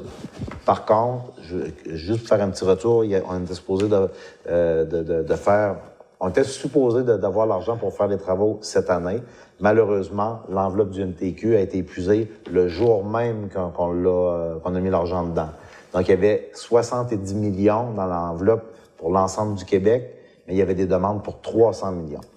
Fait que, pensant qu'on était sur le dessus de la pile cette année, bien, ça a l'air qu'on n'était pas encore assez haut. Donc, c'est pour ça que c'est important d'en assurer un suivi, puis de ne pas commencer au printemps, mais directement à l'automne pour s'assurer qu'on... Puis si on ne fait pas des travaux pour 1,3, il faudrait au moins, au minimum, d'approcher le 700 000, la moitié. C'est tout pour moi. Oui, puis ça, si je veux juste faire une petite historique, là, normalement, là, quand on a débuté le mandat, c'était canin, ça. Ouais. Ça, 1,5 là. Il avait été annoncé, canin. Puis combien de temps vous avez travaillé dessus, M. Moreau, pour monter le dossier, le déposer, s'assurer qu'il soit en place? Puis après ça, on a embarqué dans un nouveau processus qui devait réduire la paperasse puis l'administration. Mais finalement, c'était pas mieux. On a respecté les demandes du MTQ, mais finalement, l'argent n'était pas au rendez-vous. Fait que, tu sais, c'est ça. Des fois, il y a des citoyens qui s'impatientent, puis je le comprends parce que c'est sûr que il y a des rues là, qui commencent à être maganées, mais, tu sais, c'est... Le fait d'utiliser les fonds de la municipalité comme il faut, c'est vraiment important parce que si vous savez qu'on n'a pas besoin de faire une grosse patch pour que ça coûte 100 000 $, là. Mais si on décide d'investir l'argent de nos coffres pour réparer ça, quand il y a un programme qui est dédié pour le faire, ben c'est comme si on garochait l'argent par les fenêtres. C'est pour ça que je vous demande d'être patient, puis croisez-vous les doigts pour que ça se réalise en 2020. Bien, le projet est monté, puis tout est fait. Il est déposé, puis on avait même rencontré le ministre, Annie Richmond, il a fait part, là, comme quoi que c'était des travaux urgents. T'sais. On avait au moins pour 500 000 d'urgents. Bien, on a même profité, là, on a rencontré avec le MTQ, là, je sais que la rue là, Saint-Pierre, il y a comme un pont, le ponceau, là, dans lequel il y a comme un creux, là, puis on parle d'un investissement de 50 000 supplémentaires qui était prévu. Donc, on a actualisé un davantage de projets, puis on a inclus les travaux là-dedans. Donc là, présentement, le dossier est déposé, puis on espère juste qu'on va faire de la pression. On va faire des interventions politiques là, pour faire en sorte qu'il avance au niveau de la pile et qu'il soit réalisé. Qui monte au-dessus de la pile. Oui. J'avais une question pour vous, M. Oui. Quand on parlait de ton taux de la carrière, vous savez qu'il y a le nombre de tonnes, puis nous autres, ça nous rapporte quelque chose.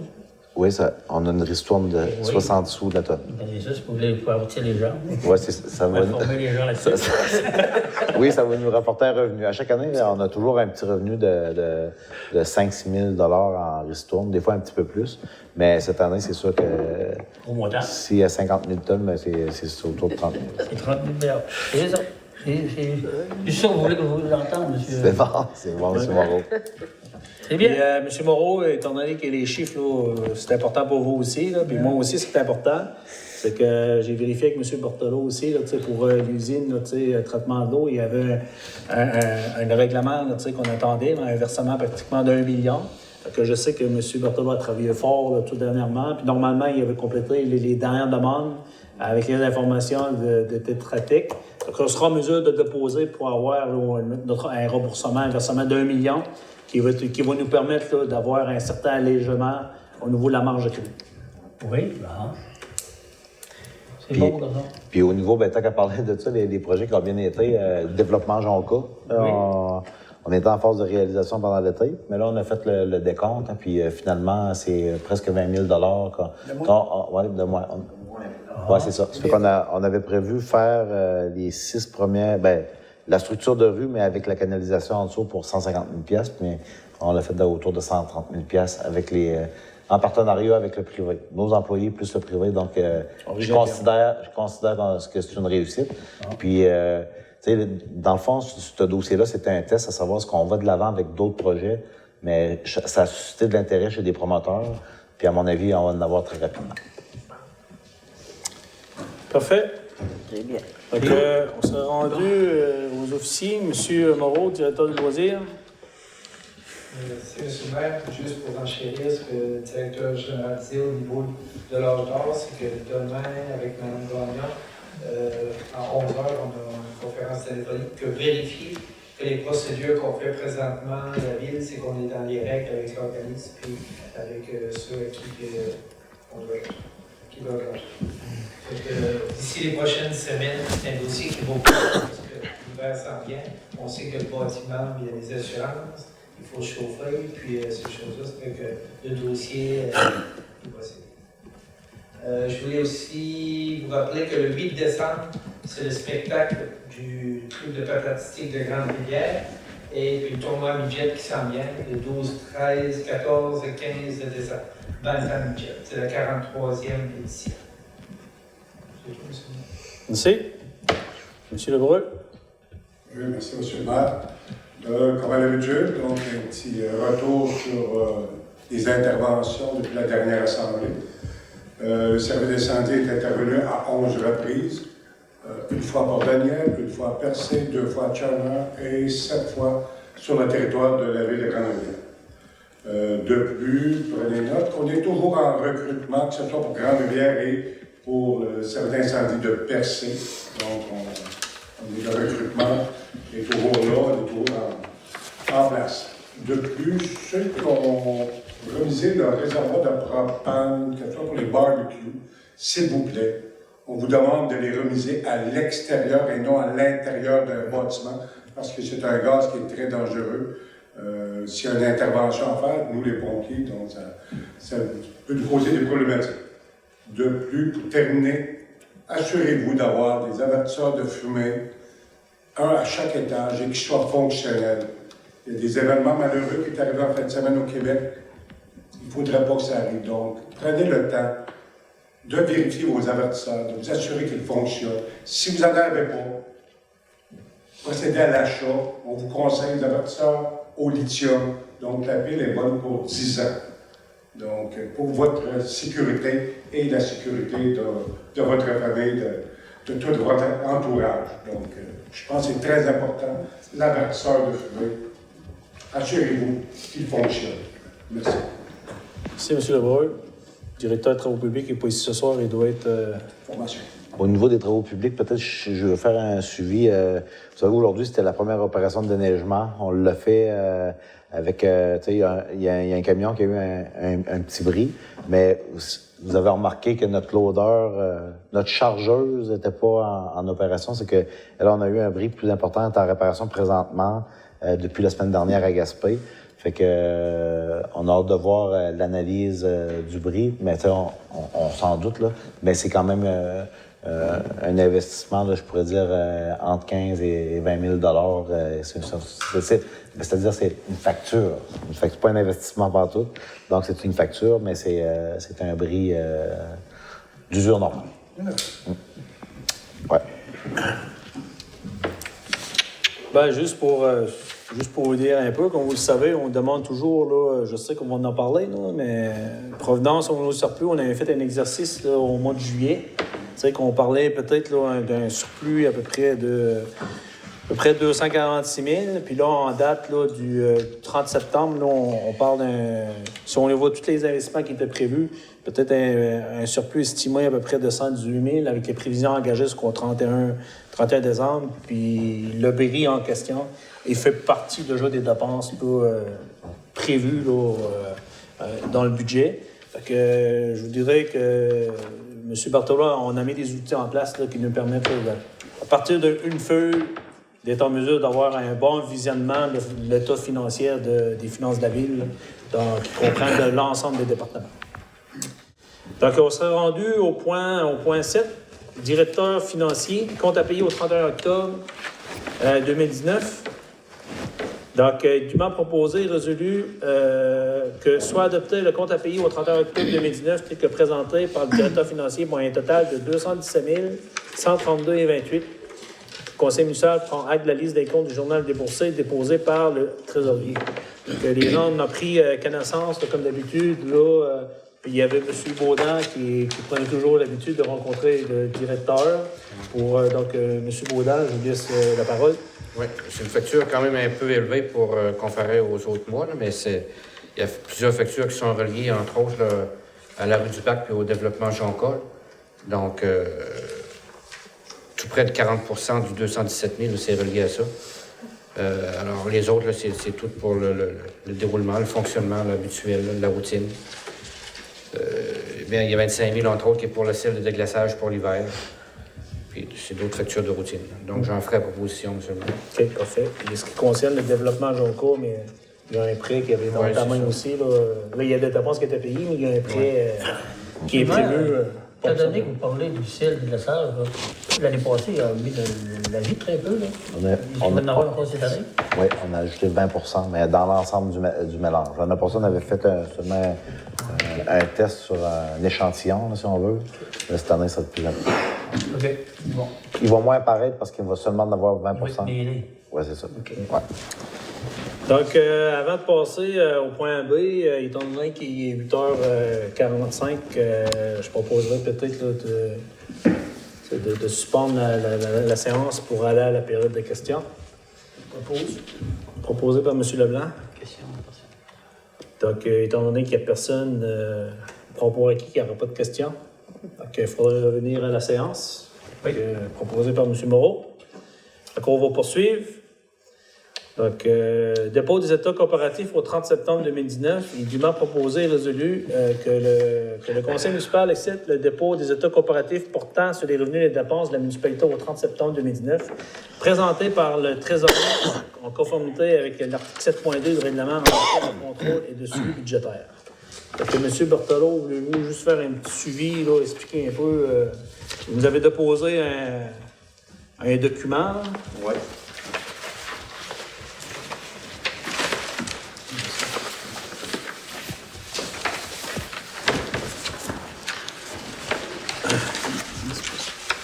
Donc, en gros, c'est un document.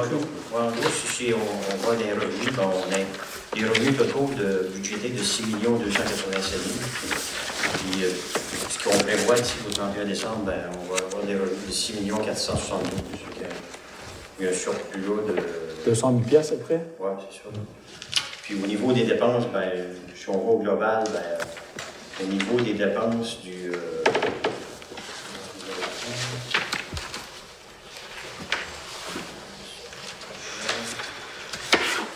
La troisième page avant.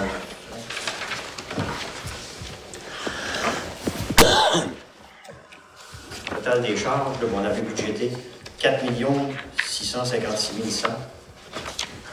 Puis on devrait arriver à 4 744 411. C'est ça qui fait la différence entre les revenus et les dépenses.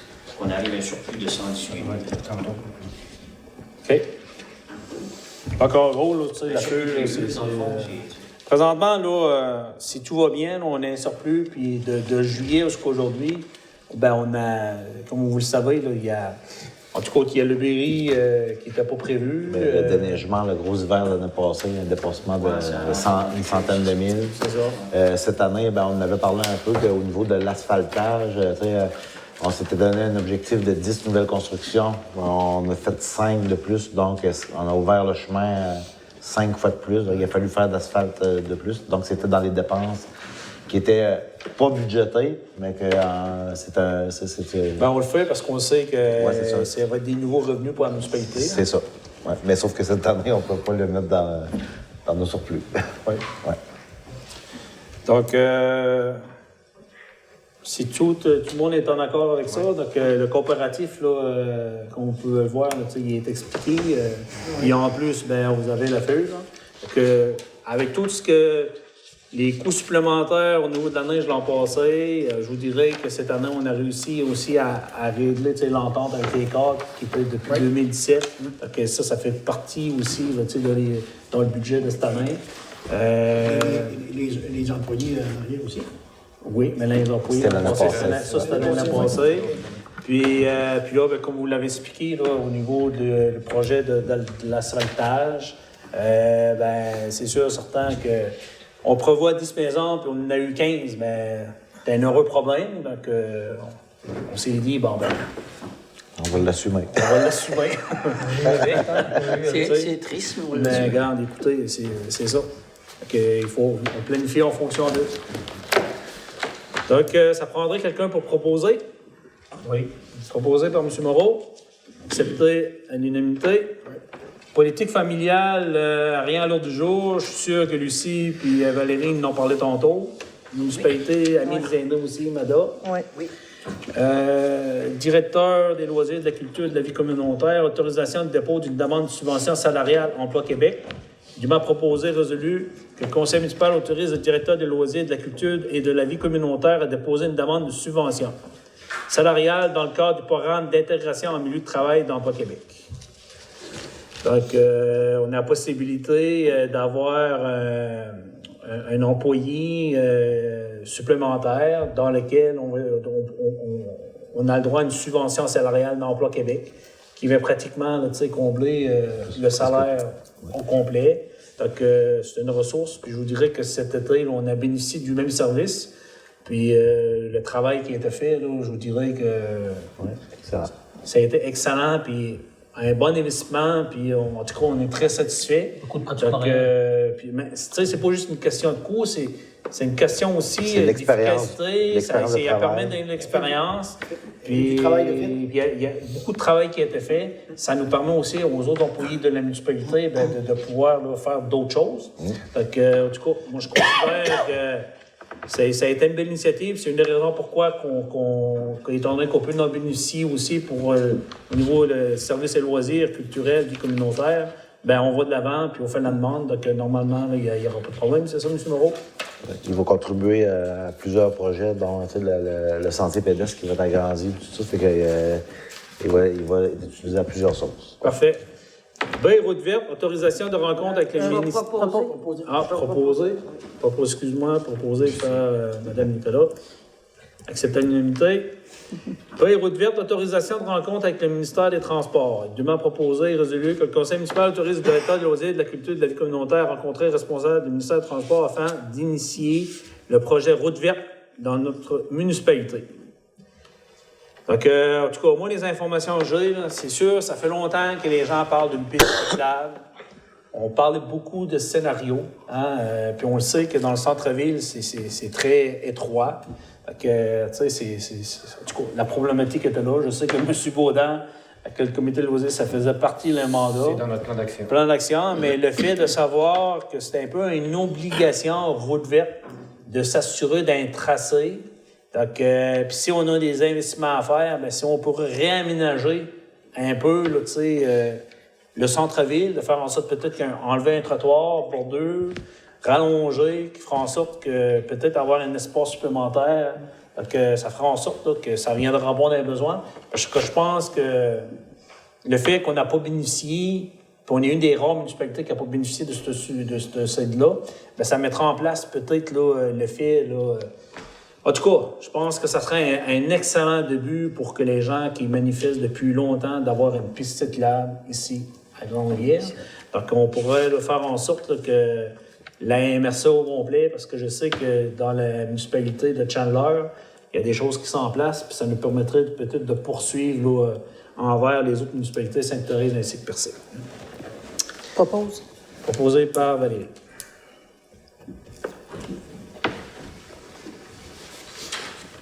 Puis là, on parle du ministère du Transport, tu sais, je veux juste me permettre, là, je sais pas, là, mais le plan 2016-2021, là, il n'y avait rien de prévu par la municipalité de Grande-Rivière. Il n'y avait rien de prévu. On en trouve.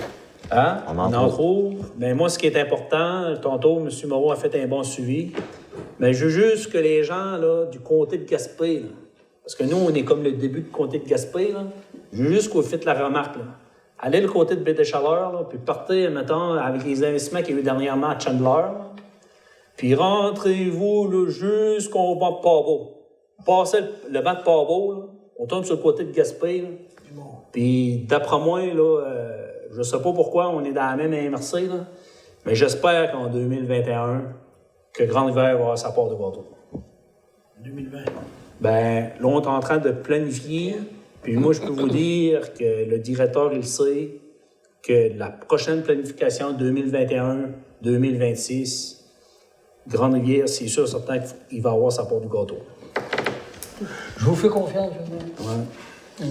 Directeur service incendie, engagement d'un pompier volontaire, dûment proposé, résolu que le conseil municipal procède à l'engagement de M.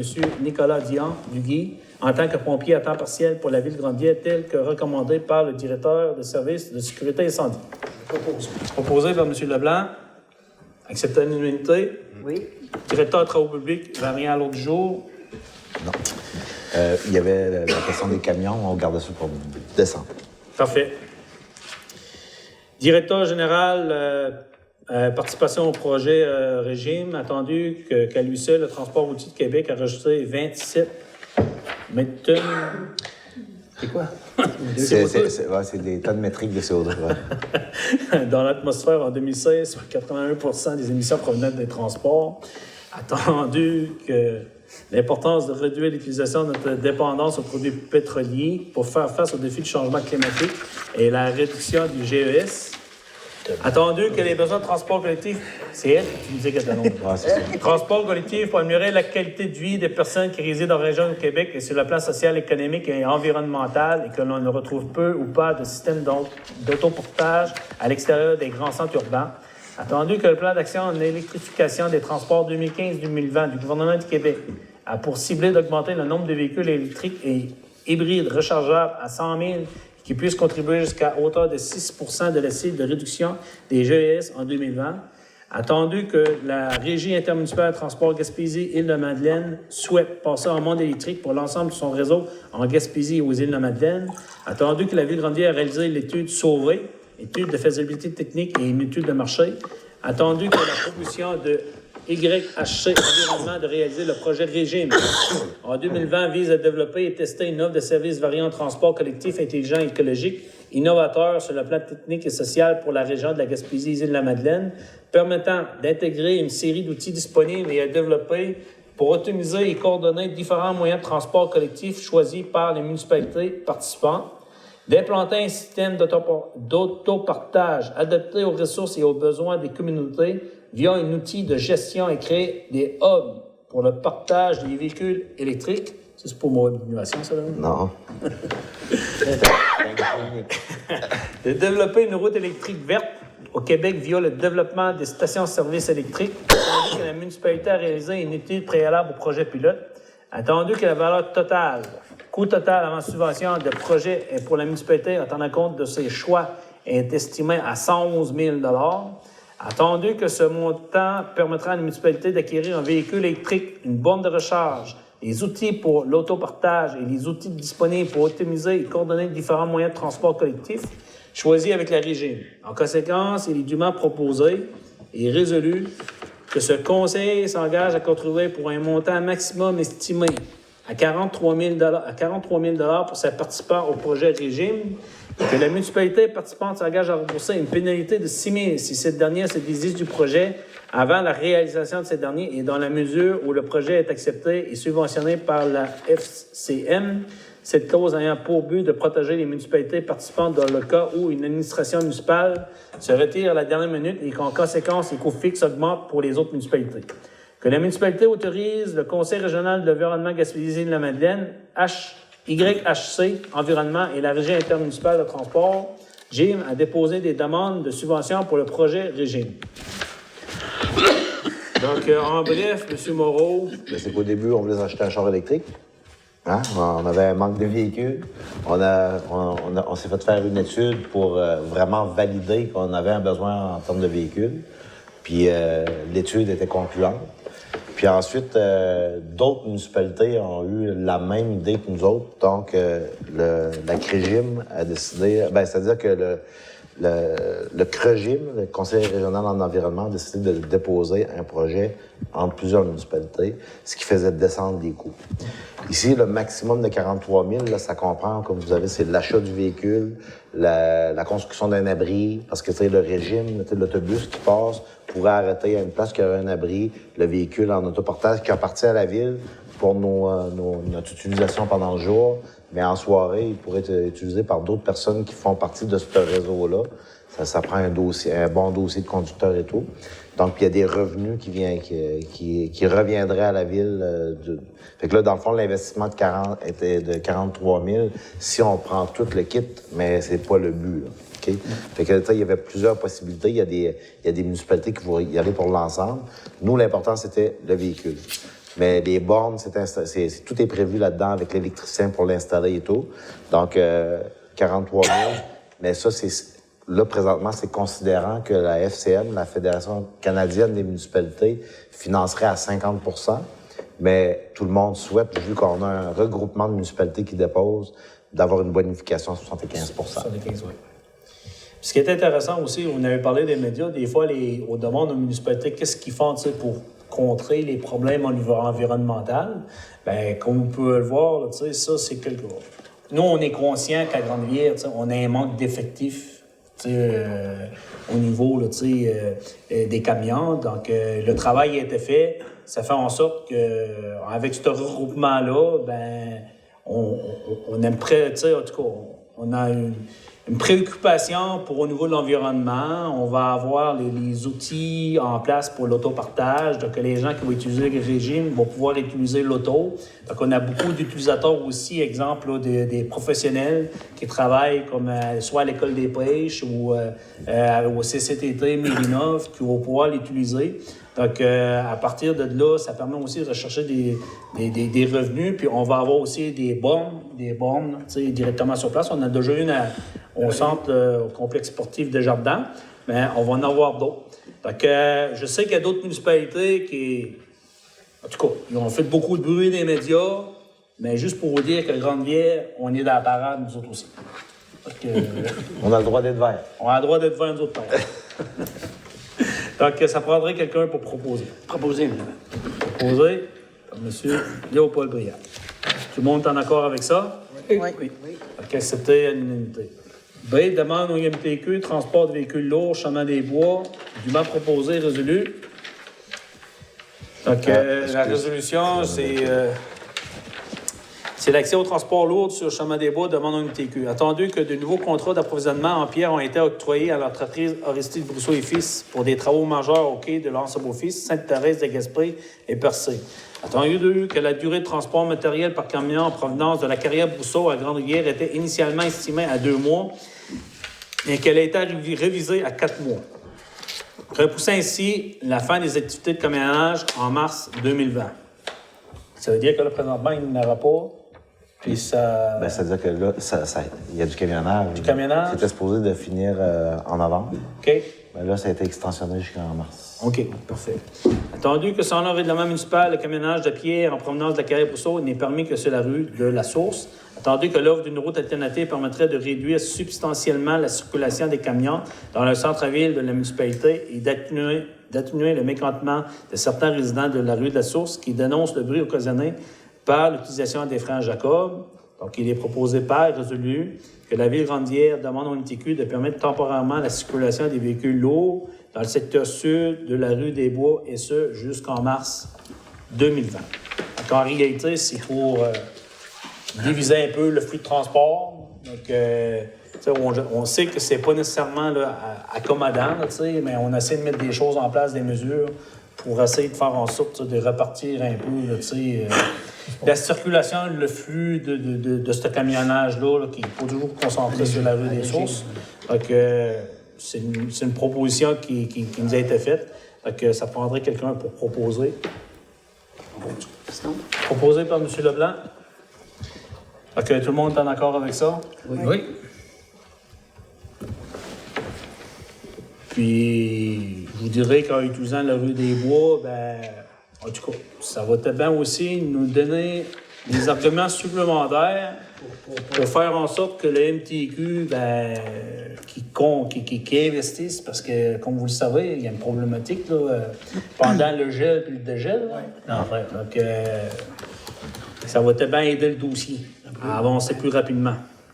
Puis le dossier de la rue des Bois, ben, c'est sûr, certain, quand ça va être le temps d'apporter la réflexion, On va profiter aussi de mettre les accotements en place pour permettre d'offrir aux piétons un environnement sécuritaire aussi. Là, mais ça va se faire quand ça va être... Mais il fait partie de la planification.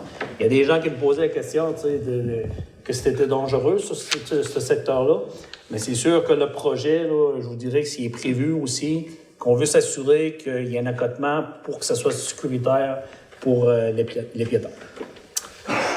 C. Préservation patrimoine bâti religieux de Grande-Rivière, demande d'aide financière. Donc, dûment proposé, résolu que le conseil municipal accepte qu'un montant de 5 000 $ maximum soit alloué à la Maison de la culture de Grande-Rivière pour la continuité du mandat.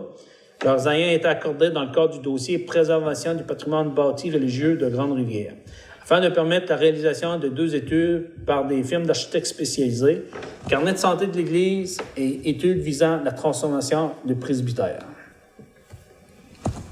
Propose. Proposé par Valérie. Tout le monde est en accord avec ça? Oui. Projet évalué à 15 000, nous autres, on assume le tiers. C'est ça. Ben, c'est un tiers. Ouais, c'est ça. C'est la ville, un tiers, la fabrique, le conseil de la fabrique, un tiers, puis la communauté, ben, on a déjà ciblé là, des partenaires pour combler la partie du milieu. C'est le un tiers qui reste à combler. Télévision communautaire, renouvellement des... Excusez. FQM, renouvellement d'adhésion en 2020. Dûment proposé, résolu que le conseil municipal de Grande-Rivière accepte de renouveler son adhésion à la Fédération québécoise de municipalités FQM pour l'année 2020 et qu'un montant de 2 743,22 $ taxes incluses soit versé à cet effet. Proposé par M. Baudin. Accepté à l'unanimité? Oui. Je pense que c'est un peu ça qui nous a permis d'avoir les services. Là, c'est notre assureur, dans ce cas-ci. Hein? Nous autres, on a droit à plein de services de la FQM, dont on peut demander des avis juridiques, là. Mais là, c'est notre assureur, la mutuelle des municipalités du Québec, qui nous a défendu. OK. Mais ça s'autofinance quand même, parce qu'on le paiera en honoraire professionnel à l'autre. Oui, je vous dirais que les FQM, là, je vous dirais que moi, je considère que, en tout cas, on a des infolettes, puis il y a beaucoup de services, puis des fois, là, on n'est pas porté à utiliser les services, mais on a bénéficié un peu de leurs services là, quand ça a été le temps, là, au niveau de la convention, puis en tout cas, moi, là, je les interpelle de temps en temps là, pour avoir des suppléments d'informations. C'est très pertinent parce qu'il y a plusieurs spécialistes au niveau municipal qui sont en mesure de bien répondre à notre questionnement. TVCGR, renouvellement d'adhésion 2019-2020, dûment proposé, il est résolu que le conseil municipal renouvelle son adhésion à la télévision communautaire de Grande-Rivière pour l'année 2020. Au montant de 50 $ plus taxes. C'est pas pour. On avait ôté le don et commandite parce qu'on n'avait pas fait la révision des discrétionnaires. Dans le fond, on aurait été prêt à le passer finalement, là, mais on va être obligé de le passer en décembre. Les montants qu'on a discutés? Oui, c'est ça. Ouais. Moi, je voulais l'ajouter. Ben, écoutez, hier, là, on avait demandé au DG, c'est parce qu'on n'avait pas la liste à jour, tu sais, comment le faire, mais c'est vu que l'effort qui est là, si on garde, on est... Ben, on peut-tu faire ça? Ben, si tout le monde était au courant. On était au courant. Tout le monde est au Parce que courant. la seule affaire, c'est qu'il fallait juste faire une mise à jour des discrétionnaires pour être sûr que c'était suffisant. Mais si, mettons, on dit les discrétionnaires sont suffisants puis on garde le plan d'hier, OK?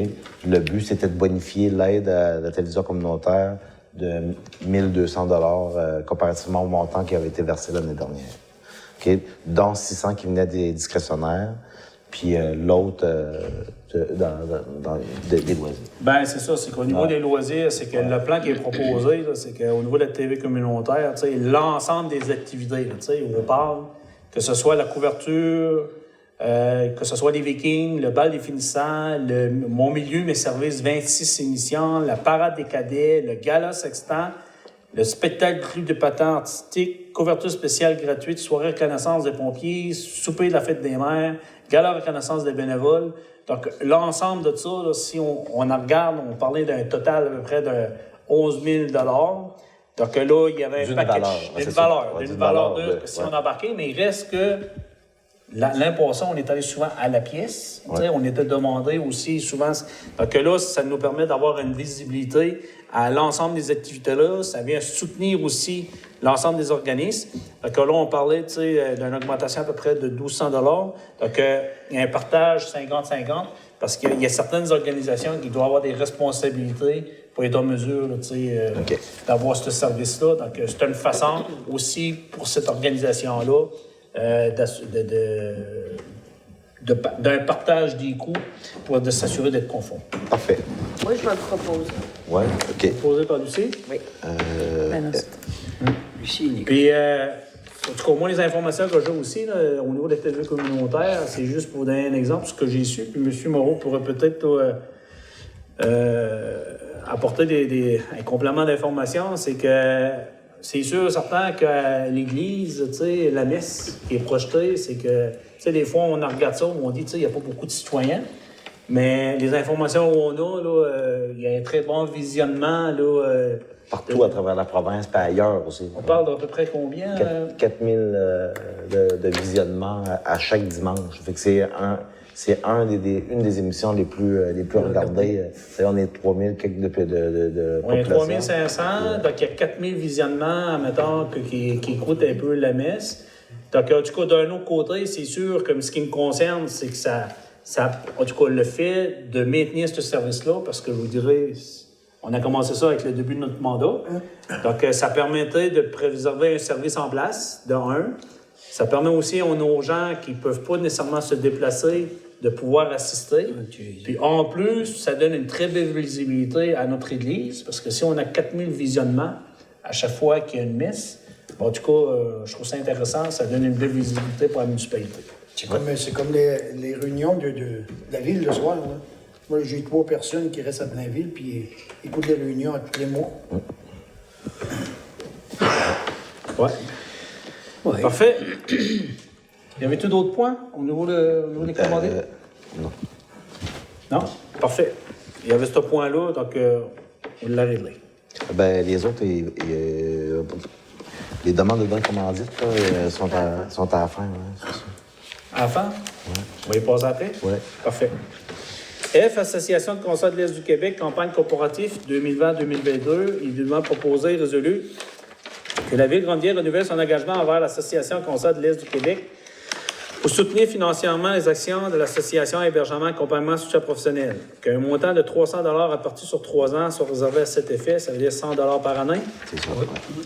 Donc, proposé. Donc, je vous dirais qu'aussi, là, il y a un peu une décision qui a été prise là, au niveau du conseil, c'est que, tu sais, il y a beaucoup de demandes qui venaient, tu sais, à la municipalité, puis on dirait que c'est des petits montants, mettons 25 $, 20 $. Et souvent, c'était des organisations de l'extérieur. Donc, il y a une décision conseil qui avait été prise qu'on va essayer de maximiser, d'aider un peu le local, surtout le local. Mais je vous dirais que l'Association du cancer de l'Est du Québec, on considère qu'entre autres, à Rimouski, là, Tout le monde bénéficie. Beaucoup de citoyens bénéficient de ça. Donc, en tout cas, on a décidé de maintenir là, le soutien financier pour cette organisation-là parce qu'il y a plusieurs personnes de la municipalité qui bénéficient. Puis je pense que c'est important de maintenir ça. Puis le fait que la Ville de Grande-Bière soutienne la campagne corporative. Puis là, c'est de la campagne, mais s'il y a d'autres activités que le but, c'est de le financer, on y participe aussi. Là. Donc, au niveau de demande commandite, tu m'as proposé, résolu que suite aux demandes de demande commandite reçues des organismes, si après identifié, le conseil municipal accepte de verser les montants suivants, totalement 150 $. Donc, vide de Noël, 50 $ TVC-GR. Puis, fondation de CSSS du Rocher-Percé, acquisition d'équipement, 100 $. Ouais. Proposé par Non, monsieur le maire. M. Briand. C'est une unité. Oui. Urbanisme, adoption de règlement U0130919, modifiant le règlement de zonage numéro U0060319. Considérant que le Conseil peut, en vertu de la loi sur l'aménagement et l'urbanisme, d'adopter les règlements d'urbanisme et les modifier selon les dispositions de la loi. Considérant que la volonté du Conseil d'apporter des modifications au règlement de zonage pour une meilleure administration de celle-ci, considérant que le règlement de zonage de la Ville de Grande-Bière est entré en vigueur le 23 avril 2019, Considérant la résolution numéro 211-09-19 ayant pour objet la modification des règlements d'urbanisme, considérant que le Conseil municipal a adopté à la séance extraordinaire du 24 septembre 2019 le premier projet de règlement numéro U013-09-19, considérant que la population a été informée du projet de règlement et qu'elle a eu l'opportunité de s'exprimer lors de l'Assemblée publique de consultation tenue le 15 octobre 2019, considérant que le Conseil a adopté à la séance ordinaire du 15 octobre 2019 le second projet de règlement numéro U013-09-19, considérant qu'aucune demande n'a été reçue afin que le règlement numéro U013-09-19 soit soumis à l'approbation des personnes habiles à voter, conformément à la loi sur les élections et les référendums dans les municipalités, pour ces motifs. Il est dûment proposé et résolu que le Conseil municipal, par la présente, le document intitulé Règlement numéro U013-09-19 modifiant le règlement de zonage numéro U006-03-19 de la ville de Grande-Rivière qui se lit comme suit. Article 1, titre. Le présent règlement porte le titre de règlement numéro U013-09-19, modifiant le règlement de zonage numéro U006-03-19 de la ville de Grande-Rivière. Article 2, but du règlement. Le présent règlement a pour but d'autoriser l'utilisation des conteneurs et de remorques afin de entreposage dans la zone I5. Article 3, modification de l'article 6.5, type de bâtiment prohibé. L'article 6.5, intitulé type de bâtiment prohibé, est modifié par l'ajout de la zone I5. Au troisième paragraphe et au cinquième paragraphe, article 4, entrée en vigueur, le présent règlement entrera en vigueur conformément à la loi. Petite explication, c'est qu'au niveau du zonage, c'est que présentement, les municipalités ont possibilité d'identifier 2 zones au niveau de la réglementation pour les conteneurs. Donc, il y avait déjà la zone I7 qui est autour là, de l'aéroport qui avait été identifiée. Puis, comme je l'avais expliqué la dernière fois, c'est qu'il concerne le centre de tri. Aussi, le centre de tri à Québec. Donc, ce secteur-là, avec le terrain avoisinant à côté, où le garage de M. Mauger, faisant en sorte qu'on a 2 entités qui est là, qui est un peu dirigée, dans lesquelles que chaque municipalité a une cote-part pour maintenir ces services-là. Puis le fait d'obliger ces services-là, ça aura pris des investissements majeurs, donc ça aura pris des cotisations de l'ensemble des municipalités. Donc on identifie la zone I5. Ce qui est bien important, a été identifié, mais par contre, le corridor de la 132, au niveau du visuel, va être très important. Donc, il va falloir s'assurer qu'il y a des mesures qui sont mises en place, puis que ça soit respecté à la lettre pour pouvoir maintenir la zone I5 en vigueur. Puis avant de terminer, on est plus... Comment dire, M. le maire, ça va être un endroit qui est très facile d'accès pour tout le monde. C'est là qui s'est installé là. Hein? Oui, mais là, c'est parce que là, on parle d'Actibec, on parle du centre de tri, puis du bâtiment côté chez Mauger. Fait que c'est un petit secteur, mais présentement, si il n'y avait pas l'utilisation des containers, les autres, ils ont besoin de ça tous les jours. Oui, je comprends. Tout le temps. Donc, je vais terminer parce qu'il y avait un autre petit bout. Article 3, modification de l'article 6.5, type de bâtiment prohibé. L'article 6.5, type de bâtiment prohibé. Je l'avais lu. Vous l'avez Je l'avais lu? Oui. Bon, parfait. Je n'étais pas sûr parce que j'avais retourné à ma page 11. Donc, y a-t-il quelqu'un qui a proposé? Oui. Oui? Il n'y a personne. Ouais. M. Moreau? Vous avez. OK. Donc, la période de questions, ça a été fait. Puis, juste avant de passer à la levée de la séance, là, je veux juste vous, sous forme d'être très transparent, aujourd'hui, j'ai été à la MRC pour le budget au niveau de la MRC. Donc, normalement, là, nous, on va avoir le budget à faire, mais on va connaître notre code-part qu'on a à distribuer au niveau de la MRC. Par contre, je vous dirais que cette année, là, au niveau ce qui concerne la matière résiduelle, c'est que, comme vous le savez, là, les marchés là, sont de moins en moins accessibles. On a fait en sorte que l'Asie fait en sorte là, que, en tout cas, avec le centre de tri, là, c'est pas juste Rocher-Percé, c'est l'ensemble des centres de tri du Québec. On n'est plus en mesure de pouvoir disposer certains produits. Puis vous avez vu un peu ce qui se passe sur Facebook présentement. Là, au centre de tri, là, quand on fait de la sensibilisation et de la promotion, qu'il y a des gens qui n'utilisent pas nécessairement les bambacs, là, puis qu'il y a de la nourriture qu'on voit sur les courroies, la viande, ça engendre des coûts supplémentaires. Je peux juste vous dire, cette année, là, il y a un coût considérable d'une augmentation. Présentement, le Conseil des maires fait les efforts nécessaires pour essayer d'amoindrir un peu l'impact. Mais je vous dirais qu'à l'avenir, il va falloir qu'on fait vraiment de la sensibilisation pour faire en sorte que ce soit sur le territoire de la MRC Côte-de-Gaspé, que l'ensemble des commerces là, utilisent. Il faut le mettre en place, comme éliminer là, le sac de plastique, de maximiser le recyclage, de maximiser le compostage, puis de minimiser l'enfouissement, parce que ça coûte cher à Montague-Gaspé. Ça coûte cher.